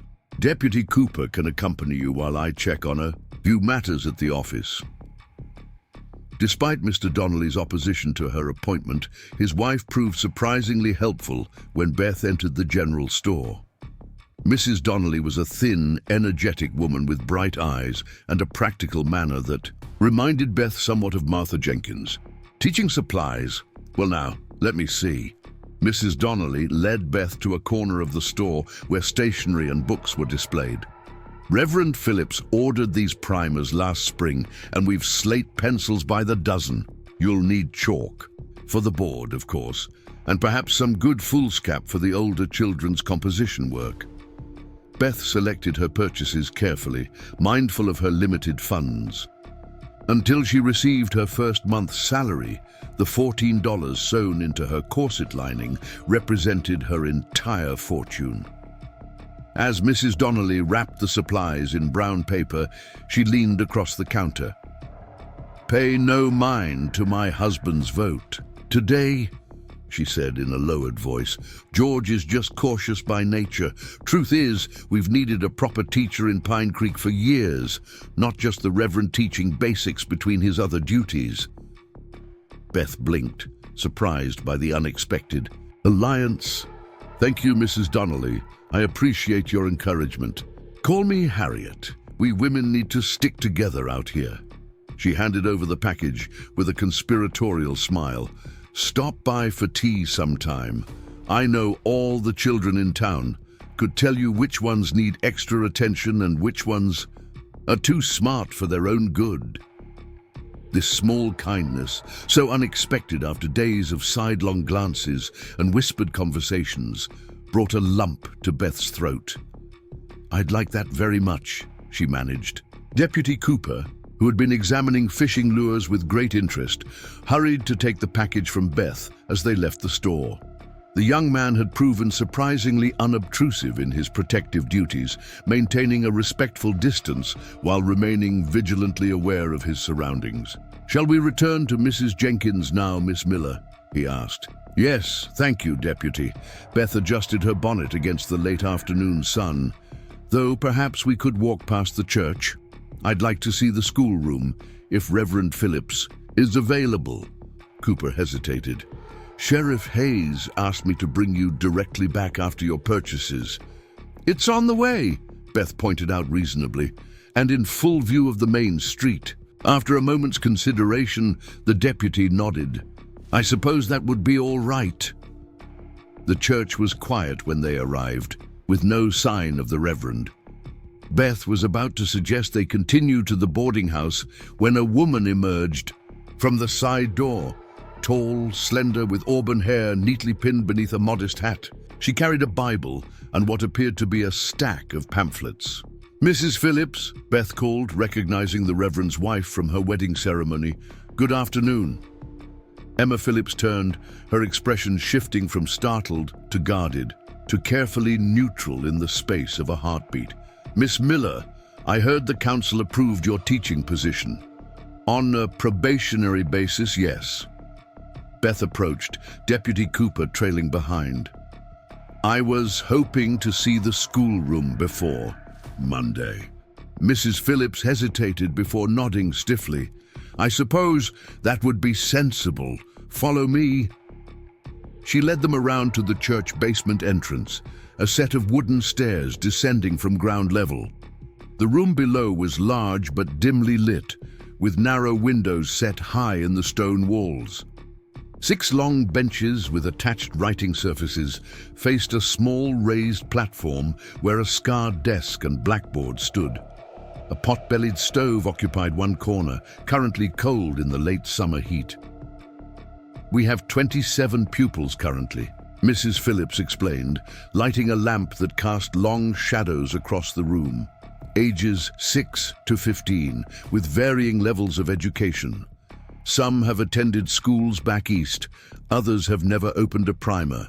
Beth moved through the space, assessing its possibilities and limitations. The benches would make group work difficult. The poor lighting would strain eyes during winter months. Yet there was potential here, space for a small library corner, perhaps, and enough room for simple physical activities on inclement days. "Do you have any teaching materials already? Books, maps, slates?" Mrs. Phillips indicated a small cabinet at the back of the room. A dozen McGuffey readers of various levels, a few slates and pencils. One map of the United States, though it's somewhat outdated. Her voice softened slightly. "My husband has done his best with limited resources. The town has never prioritized education funding." Beth opened the cabinet, examining its meager contents. "I'll need to be creative. It seems." "Yes." Mrs. Phillips watched her with an unreadable expression. "Miss Miller, may I speak frankly?" Beth straightened, bracing herself. "Of course. Many in town believe you were complicit in William Anderson's deception, or at the very least, that your presence here is inappropriate given the circumstances." Her voice remained neutral, stating facts rather than expressing personal opinion. "And what do you believe, Mrs. Phillips?" The Reverend's wife sighed, setting her Bible on the teacher's desk. "I believe you are in an impossible situation, not of your own making. I also believe that teaching children requires not just knowledge, but unimpeachable character." She met Beth's gaze directly. "The mothers of Pine Creek will be watching you closely, Miss Miller. Their good opinion, once lost, is nearly impossible to regain." It was a warning rather than a threat, delivered without malice but with unmistakable clarity. Beth nodded slowly, recognizing the truth in the other woman's words. "Thank you for your candor, Mrs. Phillips. I understand the precariousness of my position." She ran a hand along the scarred surface of the teacher's desk. "May I ask, if you were in my place, what would you do to earn the town's trust?" The question seemed to surprise Mrs. Phillips. She considered for a moment before answering. "I would live quietly, work diligently, and give no cause for gossip. I would attend church regularly, but not seek undue attention. I would be friendly, to all but intimate with few." She paused. "And I would distance myself from William Anderson in every possible way, regardless of what becomes of him." It was sound advice, if somewhat bleak, a prescription for a life of careful isolation and constant vigilance. Yet it echoed the strategy Beth had employed in Boston after her father's disgrace, when former friends had become suddenly distant and invitations had mysteriously ceased. "I appreciate your guidance," Beth said sincerely. "It's not unlike the path I followed in Boston after my father's death left us in difficult circumstances." Something in Mrs. Phillips' expression softened. "You've faced adversity before then?" "Yes, different in nature but similar in its effects." Beth smiled faintly. "I became quite adept at being pleasantly invisible." Mrs. Phillips studied her for a long moment. "Perhaps you will succeed here after all, Miss Miller." She reached for her Bible. "The mothers meet on Wednesday afternoons for prayer and sewing. Perhaps you might join us next week. It would be an opportunity to introduce yourself in a controlled environment." The invitation, however grudgingly extended, represented a small victory. "I would be honored, Mrs. Phillips. Thank you." As they emerged from the church basement, the late afternoon sunlight momentarily blinded Beth. When her vision cleared, She found herself face to face with Margaret Anderson. William's wife looked thinner than Beth remembered, with new lines of strain around her mouth and eyes.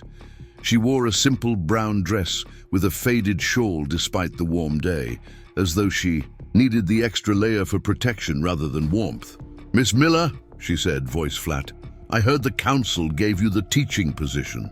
"Mrs. Anderson, yes, on a probationary basis."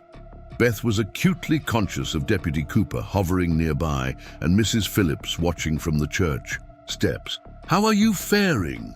Margaret's laugh held no humor. "How am I faring? My husband is missing and possibly dead, though more likely a fugitive. The bank is threatening foreclosure, despite my protestations that I knew nothing of William's financial manipulations. And the entire town looks at me as though I might be harboring him in my cellar." She shook her head. "I'm surviving, Miss Miller, nothing more." The raw honesty of her assessment struck Beth forcefully. Here was another woman whose life had been upended by William's actions, whose future hung in precarious balance through no fault of her own. "I'm sorry," Beth said quietly. "Truly." Margaret studied her for a moment, assessing her sincerity. "Sheriff Hayes says you've been cooperative, that you're willing to testify against William if he's found. Yes, I have no reason to protect him, nor I anymore." Margaret glanced at Mrs. Phillips, who had retreated to a discreet distance. "I came to town to speak with the sheriff. They found more evidence this morning. A campsite in the hills with 3 sets of footprints. William may not have been acting alone." The implication sent a chill through Beth. If William had accomplices, might they see her as a threat? Someone who could identify their missing partner. "Sheriff Hayes has offered me protection," she said carefully. "Accept it," Margaret advised, her voice hardening. "William always had friends in unexpected places, men I never fully trusted." She adjusted her shawl. "I should continue to the sheriff's office. Good day, Miss Miller." As Margaret walked away, Mrs. Phillips approached once more. "Poor woman," she murmured. 8 years of marriage, and now this." Beth nodded, watching Margaret's straight back and determined stride.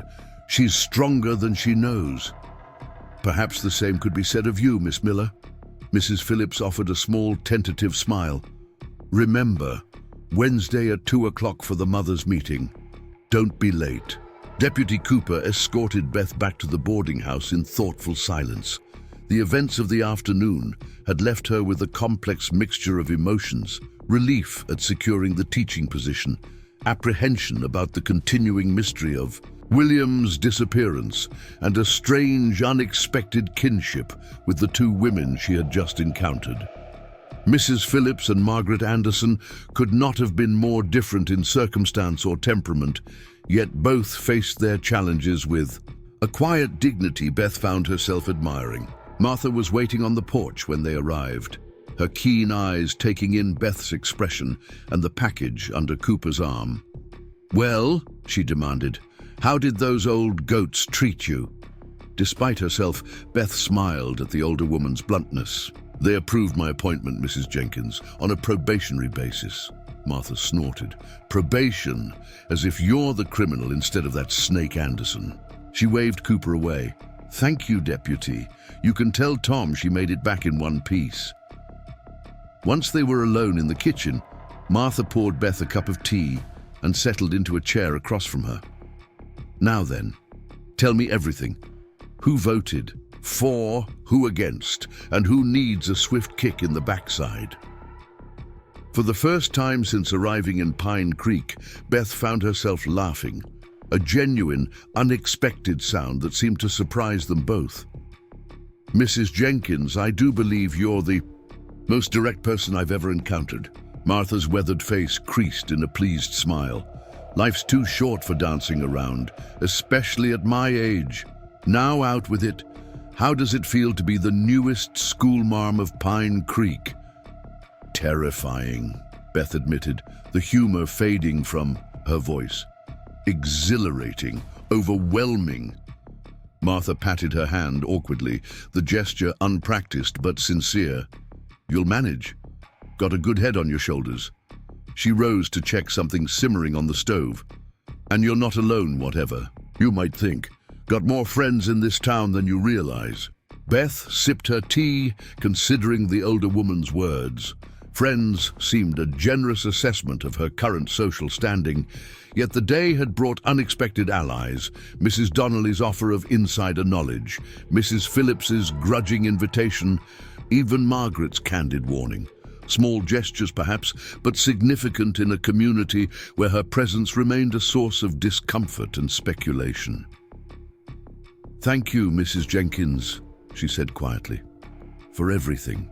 Martha waved away her gratitude with characteristic brusqueness. "Sure. Done nothing but give you honest work and a clean bed. Now go wash up for supper. The menfolk get surly if meals are late, and I've got no patience for surly men." That night, alone in her small room, Beth unfolded the brown paper package from the general store. She ran her fingers over the chalk and primers, the fool's cap and pencils, humble tools of the profession she would begin on Monday. Teacher. It wasn't a role she had ever imagined for herself, yet it offered something precious: purpose, independence, a chance to build something of value. As she carefully arranged the supplies on her small writing desk, Beth felt something shift within her, a settling like dust after a storm. The past could not be undone. William's deception, her father's death, the loss of her Boston life. These realities remained unchanged, but the future was still unwritten, its pages blank as the fool's cap before her. For the first time since arriving in Pine Creek, Beth Miller fell asleep without fear clouding her dreams. Beth's first day as Pine Creek's schoolteacher dawned clear and cool, with a hint of autumn crispness in the air. She dressed with particular care in her best remaining dress, a dark green wool that Martha had helped her alter the night before, letting out seams that had grown too tight during her father's illness, when Beth had forgone her own needs to pay for medicine and doctors. "You look proper," Martha pronounced, inspecting Beth critically over breakfast. "Professional but not fancy. That's good. These frontier folks don't trust women who primp too much." Beth smiled, grateful for the older woman's blunt guidance. "I've prepared lessons for each age group, though I'm still not entirely sure what to expect." "Expect chaos," Martha advised, wrapping a cloth-covered bundle.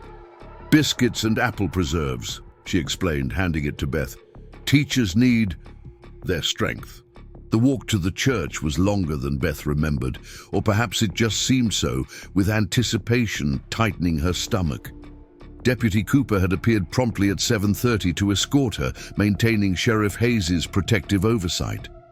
The young man chatted amiably about the weather and local happenings, either oblivious to or politely ignoring Beth's nervous distraction. They were nearly at the church when a rider approached from the direction of the Anderson farm. Margaret Anderson on a sturdy brown mare, her expression grim but determined. She reined in beside them, nodding curtly. "Miss Miller, deputy." "Mrs. Anderson," Beth replied, surprised. "Good morning." Margaret's eyes moved over Beth's teaching attire, noting the carefully mended seams and polished buttons. "Your first day with the children." "Yes, I must admit I'm rather nervous." Something like sympathy flickered across Margaret's face. "The Hollister boys will test you immediately. Sit them apart, or you'll never have peace." And Mary Simmons stutters when called upon directly, but reads beautifully if allowed to volunteer. She straightened in her saddle. "I taught for a term before marrying William. The children here aren't so different from anywhere else. They respect fairness and consistency above all." The unexpected advice, delivered in Margaret's characteristically direct manner, momentarily left Beth speechless. "Thank you," she managed finally. "That's very helpful." Margaret nodded once, then turned to Deputy Cooper. "Any word from the search parties?" The deputy shifted uncomfortably. "Nothing definitive, ma'am. Sheriff Hayes is organizing another sweep of the northern ridge today. Tell him I've found more financial papers. William withdrew money from an account in Cheyenne I knew nothing about. Nearly $1,000 6 months ago. Margaret's mouth tightened. The man I married has become a stranger to me twice over, first in his betrayal, now in his absence. Without waiting for a response, she clicked to her horse and continued toward the sheriff's office, straight-backed and solitary. Beth watched her go, struck again by the woman's resilience. In another life, under different circumstances, they might have been friends rather than unwitting rivals in William's elaborate deception. "Poor lady," Cooper murmured. "Whole town's been mighty hard on her, like she should have known what her husband was up to." He shook his head. "Ain't fair, but that's folks for you." As they approached the church, Beth could hear the sounds of children, laughter, arguments, the universal cadence of youth unencumbered by adult concerns. Reverend Phillips stood at the basement entrance, attempting to impose order on the swirling energy of his charges. "Ah, Miss Miller," he called, evident relief in his voice. "Children, attention please. Your new teacher has arrived." 27 faces turned toward Beth with expressions ranging from curiosity to indifference to outright skepticism. "Ages 6 to 15, Mrs. Phillips had said. And indeed, the range was immediately apparent, from tiny Alice Peterson clutching a rag doll to lanky Thomas Hollister slouching against the wall with the studied nonchalance of emerging manhood. "Good morning," Beth said, projecting the calm authority she had observed in her own teachers years ago. "I'm Miss Miller, and I'm very pleased to meet you all." The younger children offered shy smiles or curious stares. The older ones exchanged glances, measuring and assessing. Beth recognized the moment for what it was. Her first test, administered not by the town council, but by these children whose education now rested in her hands. Reverend Phillips cleared his throat. "I've explained to the children that you'll be taking over their instruction, Miss Miller. We typically begin with a prayer and the Pledge of Allegiance, then proceed to lessons." "Thank you, Reverend. I'll follow your established routine today, though I may introduce some changes as we become better acquainted." Beth set her bag and Martha's food bundle on the teacher's desk. "Perhaps you might introduce me to the students before you leave." For the next 10 minutes, Reverend Phillips called out names as each child stepped forward. Beth concentrated on committing faces to memory, noting details that might help her remember. Emma's missing front tooth, James's cowlick, the Wilson twins' matching freckles. She paid particular attention to the Hollister boys, Robert and Thomas, whom Margaret had specifically mentioned, and to little Mary Simmons with her reported stutter. When the introductions were complete, Reverend Phillips departed with obvious relief, leaving Beth alone with 27 children whose education was now her responsibility. She took a deep breath, reminded herself that she had faced greater challenges, and opened the McGuffey reader she had selected for the first lesson. "Before we begin," she said, "I'd like to tell you a little about myself and my expectations for our time together." 3 hours later, as the children filed out for their midday meal break, Beth sank into the chair behind the teacher's desk with a mixture of exhaustion and exhilaration. The morning had been both better and worse than she had anticipated. Better, in that most of the children had been receptive and eager to learn. Worse, in that managing so many different age groups and ability levels simultaneously proved enormously challenging. Thomas Hollister had indeed tested her authority immediately, contradicting her explanation of long division with deliberate insolence. Beth had handled it by asking him to demonstrate his method at the blackboard, then showing how both approaches yielded the same result, a compromise that respected his knowledge while maintaining her authority. His younger brother Robert had watched the exchange with narrowed eyes, clearly waiting to see who would emerge victorious before determining his own behavior. Mary Simmons, true to Margaret's warning, had nearly dissolved into tears when called upon unexpectedly. her stutter rendering her almost incomprehensible. Beth had quickly redirected the question to another student, making a mental note to find ways for Mary to participate that wouldn't expose her to unnecessary anxiety. As she unwrapped Martha's biscuits, a soft knock at the basement door drew Beth's attention. Mrs. Phillips stood there, a covered basket in her hands. "I thought you might appreciate some lunch," she said, setting the basket on the desk. "First days can be rather overwhelming." "That's very kind, thank you." Beth gestured to the bench opposite her desk. "Would you care to join me?" "Martha, Jenkins provided more than enough for one person." Mrs. Phillips hesitated before nodding, for a few minutes perhaps. As they shared the impromptu meal, the Reverend's wife offered observations about individual students, which ones needed extra encouragement, which ones might be advanced beyond their years, which families were facing difficulties that might affect classroom performance. Her knowledge was detailed and compassionate, revealing a woman who paid close attention to her community's needs. "You've been very helpful with the children," Beth said finally. "More than I would have expected, given the circumstances of my arrival." Mrs. Phillips carefully folded her napkin. "Whatever my personal feelings about William Anderson's deception, the children of Pine Creek deserve a proper education. My husband has done his best, but teaching is not his true calling." She met Beth's gaze directly. "I believe you have the knowledge and temperament for this role, Miss Miller. Your background may be unusual, but you handle the children well." Coming from the reserved and proper Mrs. Phillips, this assessment felt like high praise indeed. "Thank you. That means a great deal." "Don't mistake me," Mrs. Phillips cautioned, rising to leave. "Many in town still harbor reservations about your presence here, but if you continue as you've begun today, those reservations may eventually subside." She hesitated at the door. "Remember Wednesday at 2 o'clock. The mothers will be curious to meet you properly."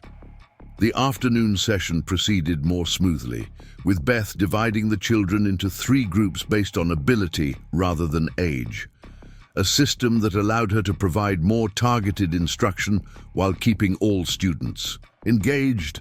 By 3 o'clock, when she dismissed them for the day, she had already identified her greatest challenges: the limited teaching materials, the wide range of abilities, and the need to establish discipline without resorting to the harsh methods common in many rural schools. Deputy Cooper arrived promptly to escort her back to the boarding house, his expression curious. "How'd it go, Miss Miller? The little ones behave themselves?"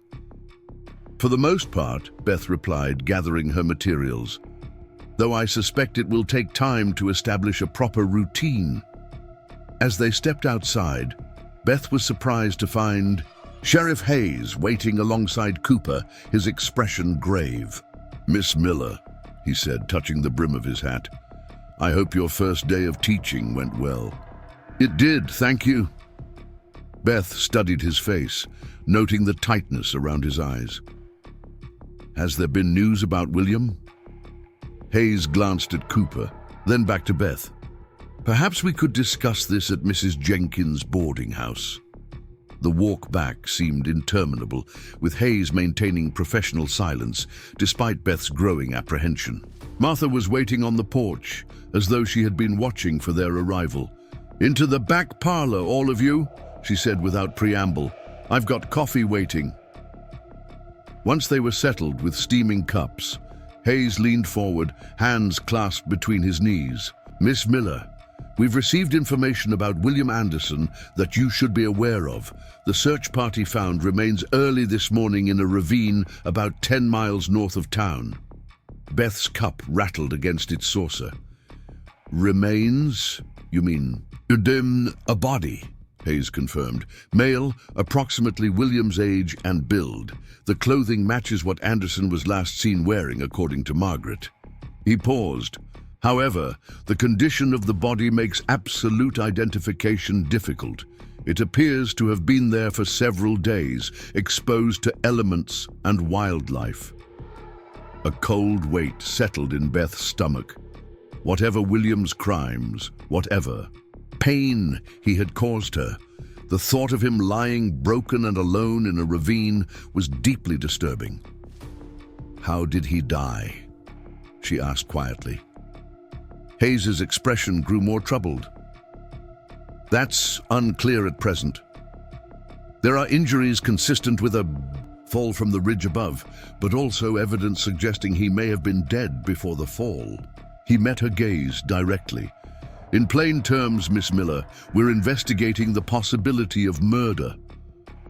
The word hung heavy in the small parlor. Martha made a soft sound of distress, while Cooper shifted uncomfortably in his chair. "Murder," Beth repeated, trying to process the implications. "You believe someone killed William?" "It's a possibility we must consider," Hayes replied carefully. "The attempted stage robbery, the missing money, Anderson's sudden disappearance, these elements suggest he may have had partners who decided he had become a liability." "Or competitors who wanted the money for themselves," Cooper added, earning a sharp look from Hayes. Beth set her cup down, struggling to maintain composure. "What does this mean for me, for my position here?" "For now, nothing changes," Hayes assured her. "Your arrangement with Mrs. Jenkins continues, as does your teaching position. However, better cautious than careless, he always says." He attempted a reassuring smile. "Probably nothing to worry about, but we'll be careful just the same." The school day proceeded without incident, though Beth found it difficult to focus fully on lessons with the shadow of William's likely murder hanging over her thoughts. The children seemed to sense her distraction, becoming more restless and challenging than they had been the previous day. By mid-afternoon, Beth was struggling to maintain order among the older boys, while the younger children grew increasingly fractious. It was Mary Simmons, of all people, who inadvertently came to her rescue. The shy girl had been working diligently on her letters when Thomas Hollister deliberately jostled her elbow, causing her slate pencil to skid across her work. To everyone's surprise, including perhaps her own, Mary stood up and confronted her tormentor. "Stop it!" she demanded, her stutter pronounced, but her determination clear. You're being mean because you're so scared of being smart." The classroom fell silent, all eyes on this unexpected confrontation. Thomas blinked, clearly taken aback by the timid girl's sudden courage. Beth seized the moment. "Mary's right, Thomas. True intelligence shows itself through kindness and respect, not disruption." She moved to stand beside Mary's desk. "In fact, Mary has demonstrated the most important lesson I can teach any of you: courage in the face of difficulty." The tension broke as several children nodded in agreement. Even Robert Hollister, usually his brother's staunchest ally, looked uncomfortable with Thomas's behavior. Beth directed the class back to their assignments, but not before giving Mary a small nod of approval that brought a flush of pride to the girl's pale cheeks. When Sheriff Hayes arrived instead of Deputy Cooper to escort her after school, Beth knew immediately that something significant had happened. The sheriff's expression was grave, his usual composed manner replaced by barely concealed tension. "What is it?" she asked as soon as they were out of earshot of lingering students. "Has William's body been identified?" Hayes nodded grimly. "Margaret confirmed it this morning. There's no doubt it's Anderson." He guided her toward a quieter side street. "But that's not all. The doctor's examination revealed Anderson was shot before falling into the ravine. A single bullet to the back of the head, execution style." Beth stopped walking, momentarily overcome by the implications. "So it was definitely murder." "Yes, and a deliberate one at that." Hayes's blue eyes were troubled. "Miss Miller, I need to ask you something directly, and I need you to be completely honest with me. Did William ever mention any names to you? Any associates or friends who might have been involved in his plans?" Beth shook her head slowly. "No, his letters spoke only of the farm. his hopes for our life together, occasionally news of the town. She frowned, trying to recall any detail that might be significant. He mentioned a cousin in Denver once, I believe, and a banker in Cheyenne he claimed cheated him on a loan. Hayes sighed, clearly disappointed. Nothing specific about local associates? No names that appeared repeatedly in his correspondence? I'm sorry, no. Beth hesitated. Sheriff, do you have suspects in mind already? Let's just say there are men in and around Pine Creek whose activities have raised questions in the past. Hayes resumed walking, his stride purposeful. Men who might have had the connections and inclination to plan something like the stage robbery. They continued in silence for several blocks, each absorbed in private thoughts. As they neared the boarding house, Beth noticed a rider approaching from the direction of the Anderson farm, Margaret, her expression set in grim lines. She reined in beside them, acknowledging Beth with a nod before addressing Hayes directly. Sheriff, I've finished going through William's papers.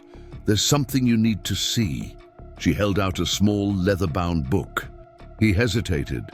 I must insist that you accept continued protection, at least until we determine whether Anderson was indeed murdered, and if so, by whom.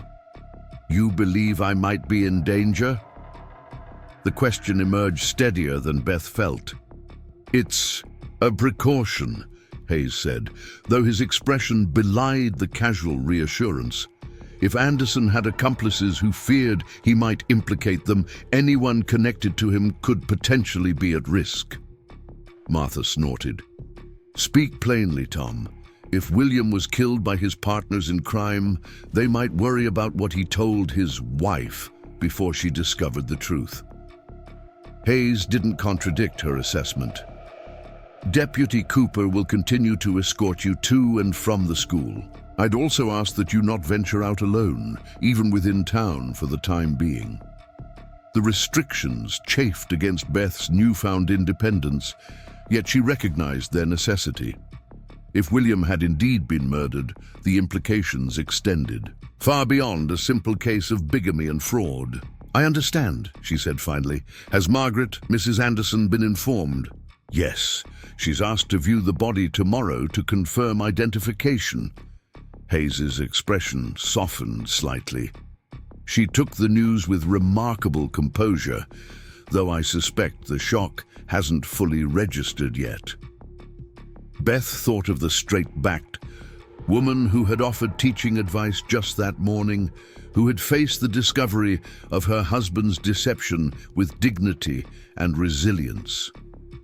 She's stronger than most realize. Indeed, Hayes agreed, though this burden would challenge anyone's strength. After the sheriff and deputy departed, Martha busied herself with supper preparations, while Beth sat quietly at the kitchen table, her mind still processing the implications of Hayes's news. The possibility of William's murder transformed her. Understanding of events, what she had viewed as personal betrayal, now appeared part of a larger, more dangerous scenario. You're thinking too hard, Martha observed, setting a pot of potatoes to boil. Face'll freeze like that if you're not careful. Despite herself, Beth smiled. I'm trying to make sense of everything. William's deception, the missing money now, possibly murder. Some things don't make sense, no matter how long you stare at them, Martha replied pragmatically. Men do foolish, wicked things, and the reasons aren't always clear even to themselves. She wiped her hands on her apron. How were the children today? The abrupt change of subject was jarring but welcome. Beth found herself describing the day's challenges and small victories, the personalities of her students, her ideas for improving the curriculum. The familiar, mundane details of the classroom provided a comforting counterpoint to the darker mysteries surrounding William's fate. By the time the other boarders gathered for supper, Beth had regained her equilibrium sufficiently to participate in normal conversation. If anyone had heard about the discovery in the ravine, they refrained from mentioning it directly, though Miss Ward's unusually solicitous offers of bread and Mr. Green's pointed questions about her teaching day suggested they were not entirely ignorant of developments. That night, alone in her small room, Beth found sleep elusive. Each creak of the boarding house's settling timbers, each rustle of wind in the trees outside her window took on ominous significance. If William had been murdered by accomplices, who now feared exposure, what might they do to ensure their secrets remained buried? The sheriff's insistence on continued protection no longer seemed excessive but prudent, even necessary. When sleep finally came, it brought troubled dreams. William's body lying broken in a ravine, face turned away. Margaret standing alone, on the porch of the farmhouse, watching storm clouds gather. Sheriff Hayes with a gun in his hand, searching for something in darkness. Beth woke before dawn, tangled in bedsheets damp with perspiration, her heart racing with formless dread. The pale light of early morning gradually dispelled the worst of her fears, replacing night terrors with practical concerns. She had 27 children expecting lessons in 3 hours.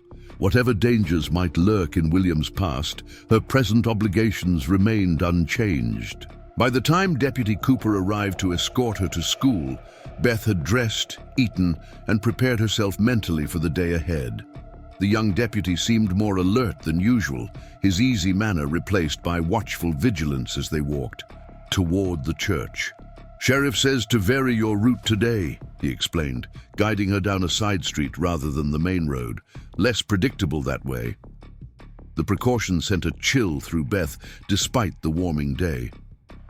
"You truly believe someone might try to harm me?" Cooper's hand drifted to the pistol at his hip. "Sheriff doesn't take chances with folks' safety, ma'am."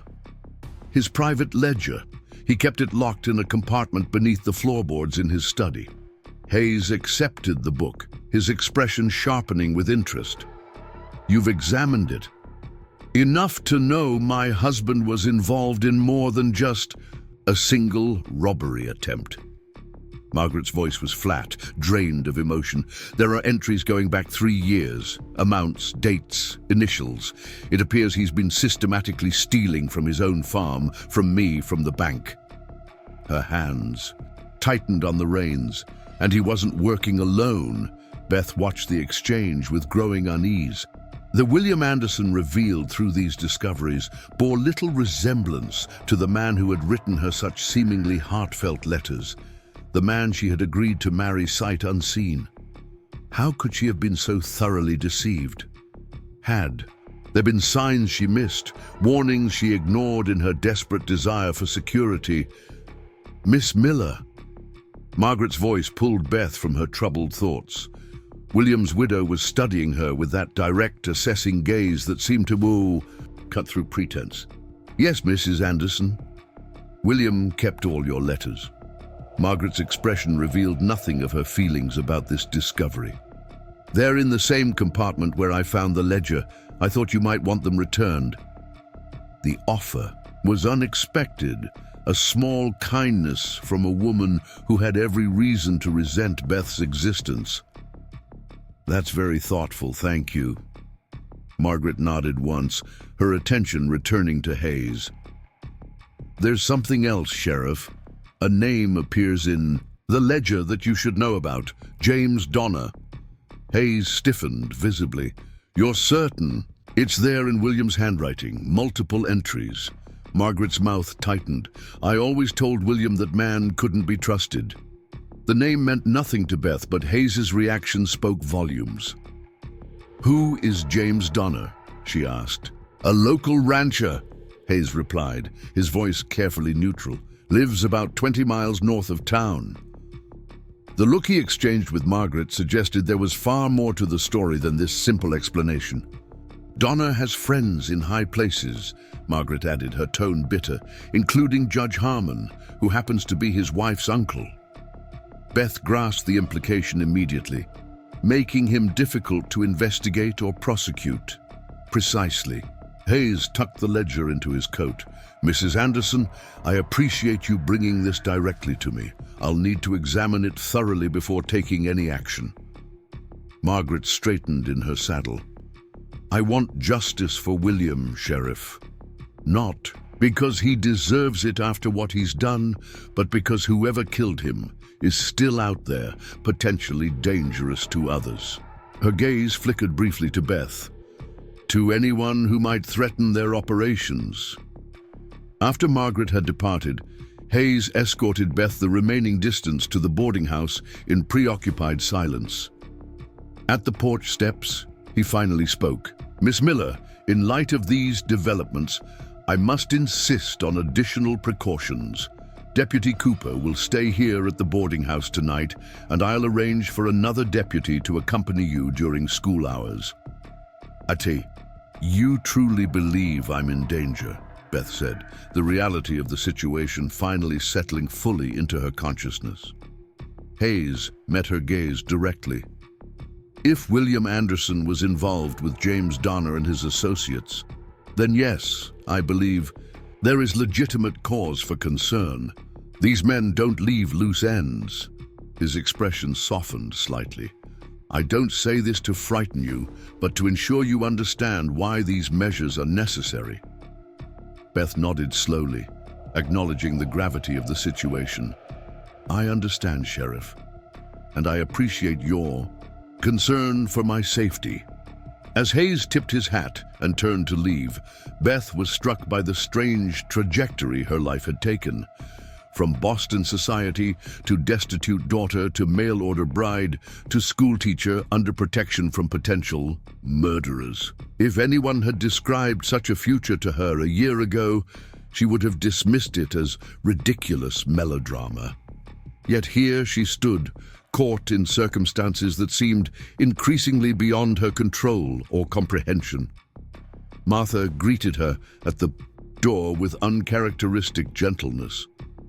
"Heard about Anderson," she said simply. "Figured you might need some quiet time. I've told the other boarders to leave you be this evening." Gratitude welled in Beth's chest at this small kindness. "Thank you, Mrs. Jenkins. I would appreciate that.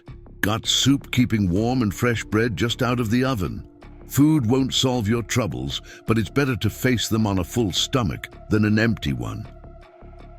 Martha guided her toward the kitchen, her practical wisdom a steadying force in a world that seemed increasingly unstable. "And don't you worry about Deputy Cooper camping out on the porch tonight. Boy's young, but he's capable, and Tom Hayes wouldn't have deputized him otherwise." As Beth settled at the kitchen table with a bowl of Martha's vegetable soup, she tried to organize her thoughts around these new developments. William Anderson, deceiver, thief, and possibly worse, had been murdered by associates who might now see her as a threat. The charming farmer who had promised her a fresh start in Wyoming Territory had instead entangled her in a web of danger and deception that continued beyond his death. Yet despite these grim revelations, Beth realized with some surprise that she was not overcome with fear. Concern, yes, caution certainly, but not the paralyzing terror one might expect in such circumstances. Perhaps her experiences in Boston, watching her father's decline, facing creditors and social ostracism, making the desperate decision to become a mail-order bride, had strengthened her more than she realized. Or perhaps it was simply that. Having survived William's betrayal, she felt capable of facing whatever consequences might follow.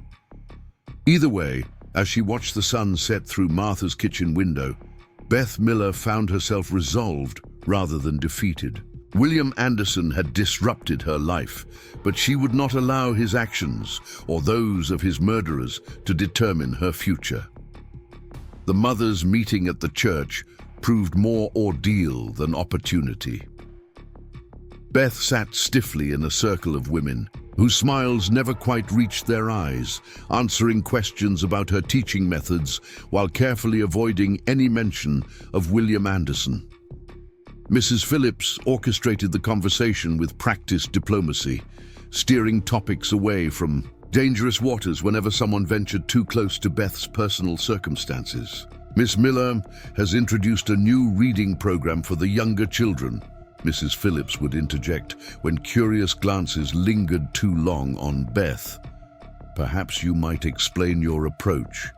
Only Mrs. Hollister dared address the elephant. In the room directly, her needle pausing mid-stitch as she fixed Beth with a penetrating stare. They're saying Anderson was murdered, that he was involved in criminal activities. Her gaze never wavered. Did you have any inkling of his true nature, Miss Miller? A heavy silence fell over the sewing circle. Beth felt every eye upon her, measuring her response. No, Mrs. Hollister, she replied quietly. Had I known the truth about William Anderson, I would never have traveled to Pine Creek. Mrs. Hollister studied her for a long moment before nodding, once apparently satisfied. My Thomas says you're strict but fair in the classroom. High praise coming from him. The conversation gradually resumed, though Beth remained acutely conscious of the unspoken judgments surrounding her. These women tolerated her presence for their children's sake, but true acceptance remained elusive. As the meeting disbanded, Mrs. Phillips drew Beth aside. You handled that well, she said simply. Thank you for your support, Beth replied. I know my presence creates difficulties for you. We all face difficulties, Miss Miller. The measure of a person lies in how they respond. Mrs. Phillips adjusted her shawl. Sheriff Hayes mentioned you'll be staying in town for the foreseeable future. Yes, my teaching position and current circumstances make returning east impractical. Mrs. Phillips nodded thoughtfully. Then perhaps it's time you considered more permanent arrangements than Mrs. Jenkins' boarding house. A woman in your position needs her own home, however modest. The suggestion startled Beth. She had been so focused on immediate survival that longer-term considerations hadn't yet taken shape in her mind. I'm not sure that would be possible on a teacher's salary, she admitted. There's a small cottage at the edge of town, belonged to old Mrs. Turner before she passed last winter. Nothing fancy, but sound and private. The church holds the deed. Now, Mrs. Phillips smoothed her already immaculate skirts. We might arrange very reasonable terms, given your service to the community. The unexpected kindness brought a lump to Beth's throat. That's very generous. It's practical, Mrs. Phillips corrected, though a faint smile softened her features. A teacher settled in the community is less likely to leave us in the lurch. She hesitated, and perhaps having your own home might help quiet some of the more persistent gossip. 2 weeks after William's body was discovered, Sheriff Hayes made his first arrest in the case. Beth was correcting arithmetic papers when Deputy Cooper burst into the schoolroom after the children had departed. Sheriff's got Victor Reed in custody, he announced without preamble. Found William's pocket watch in his cabin and $300 hidden in his mattress. But Beth set down her pencil, heart quickening. Victor Reed. I don't believe I know him. Local troublemaker, works for the Donner Ranch when he's not drinking away his wages. Cooper's expression was triumphant. Sheriff found Anderson's ledger, entry with Reed's initials right next to a payment dated 3 days before Anderson disappeared. The news spread through Pine Creek like wildfire. By nightfall, a crowd had gathered outside the jail, curiosity and outrage bringing even the most respectable citizens into the street, despite the evening chill. Martha huffed disapprovingly from the boarding house porch. Fools'll stand there, all night hoping for a glimpse of the man, as if murder was some kind of entertainment. Beth wrapped her shawl tighter against the October wind. Does Reed's arrest mean the danger has passed? Martha exchanged glances with Deputy Porter, who had replaced Cooper as Beth's evening guard, while the younger deputy assisted Hayes at the jail. What do you think, Calvin? Sheriff believe Reed acted alone? Porter shifted uncomfortably. Can't rightly say, ma'am. Sheriff keeps his thoughts close, which means no. Martha translated bluntly. "Reed's just a hired hand, the sort who takes orders, not gives them." She ushered Beth inside. "Don't you worry about that tonight. Sheriff Hayes knows what he's doing." The next morning brought Margaret Anderson to the boarding house door, her expression unreadable as Martha showed her into the back parlor where Beth sat preparing lessons. "Mrs. Anderson," Beth greeted, her rising quickly. "Is everything all right?" Margaret removed her gloves deliberately. "Victor Reed has confessed to killing William. Claims it was an argument over money, that William shortchanged him on his share of some scheme." Her voice remained steady, though her fingers twisted the gloves restlessly. "Sheriff Hayes believes there's more to it, that Reed is protecting someone." Beth gestured for Margaret to sit. "James Donner? Likely, though proving it will be another matter entirely." Margaret finally met Beth's gaze directly. "I've come to ask for your help." Surprise rendered Beth momentarily speechless. Of all the people in Pine Creek, Margaret Anderson was the last she would have expected to seek her assistance. "My help? I'm not sure what I could possibly do."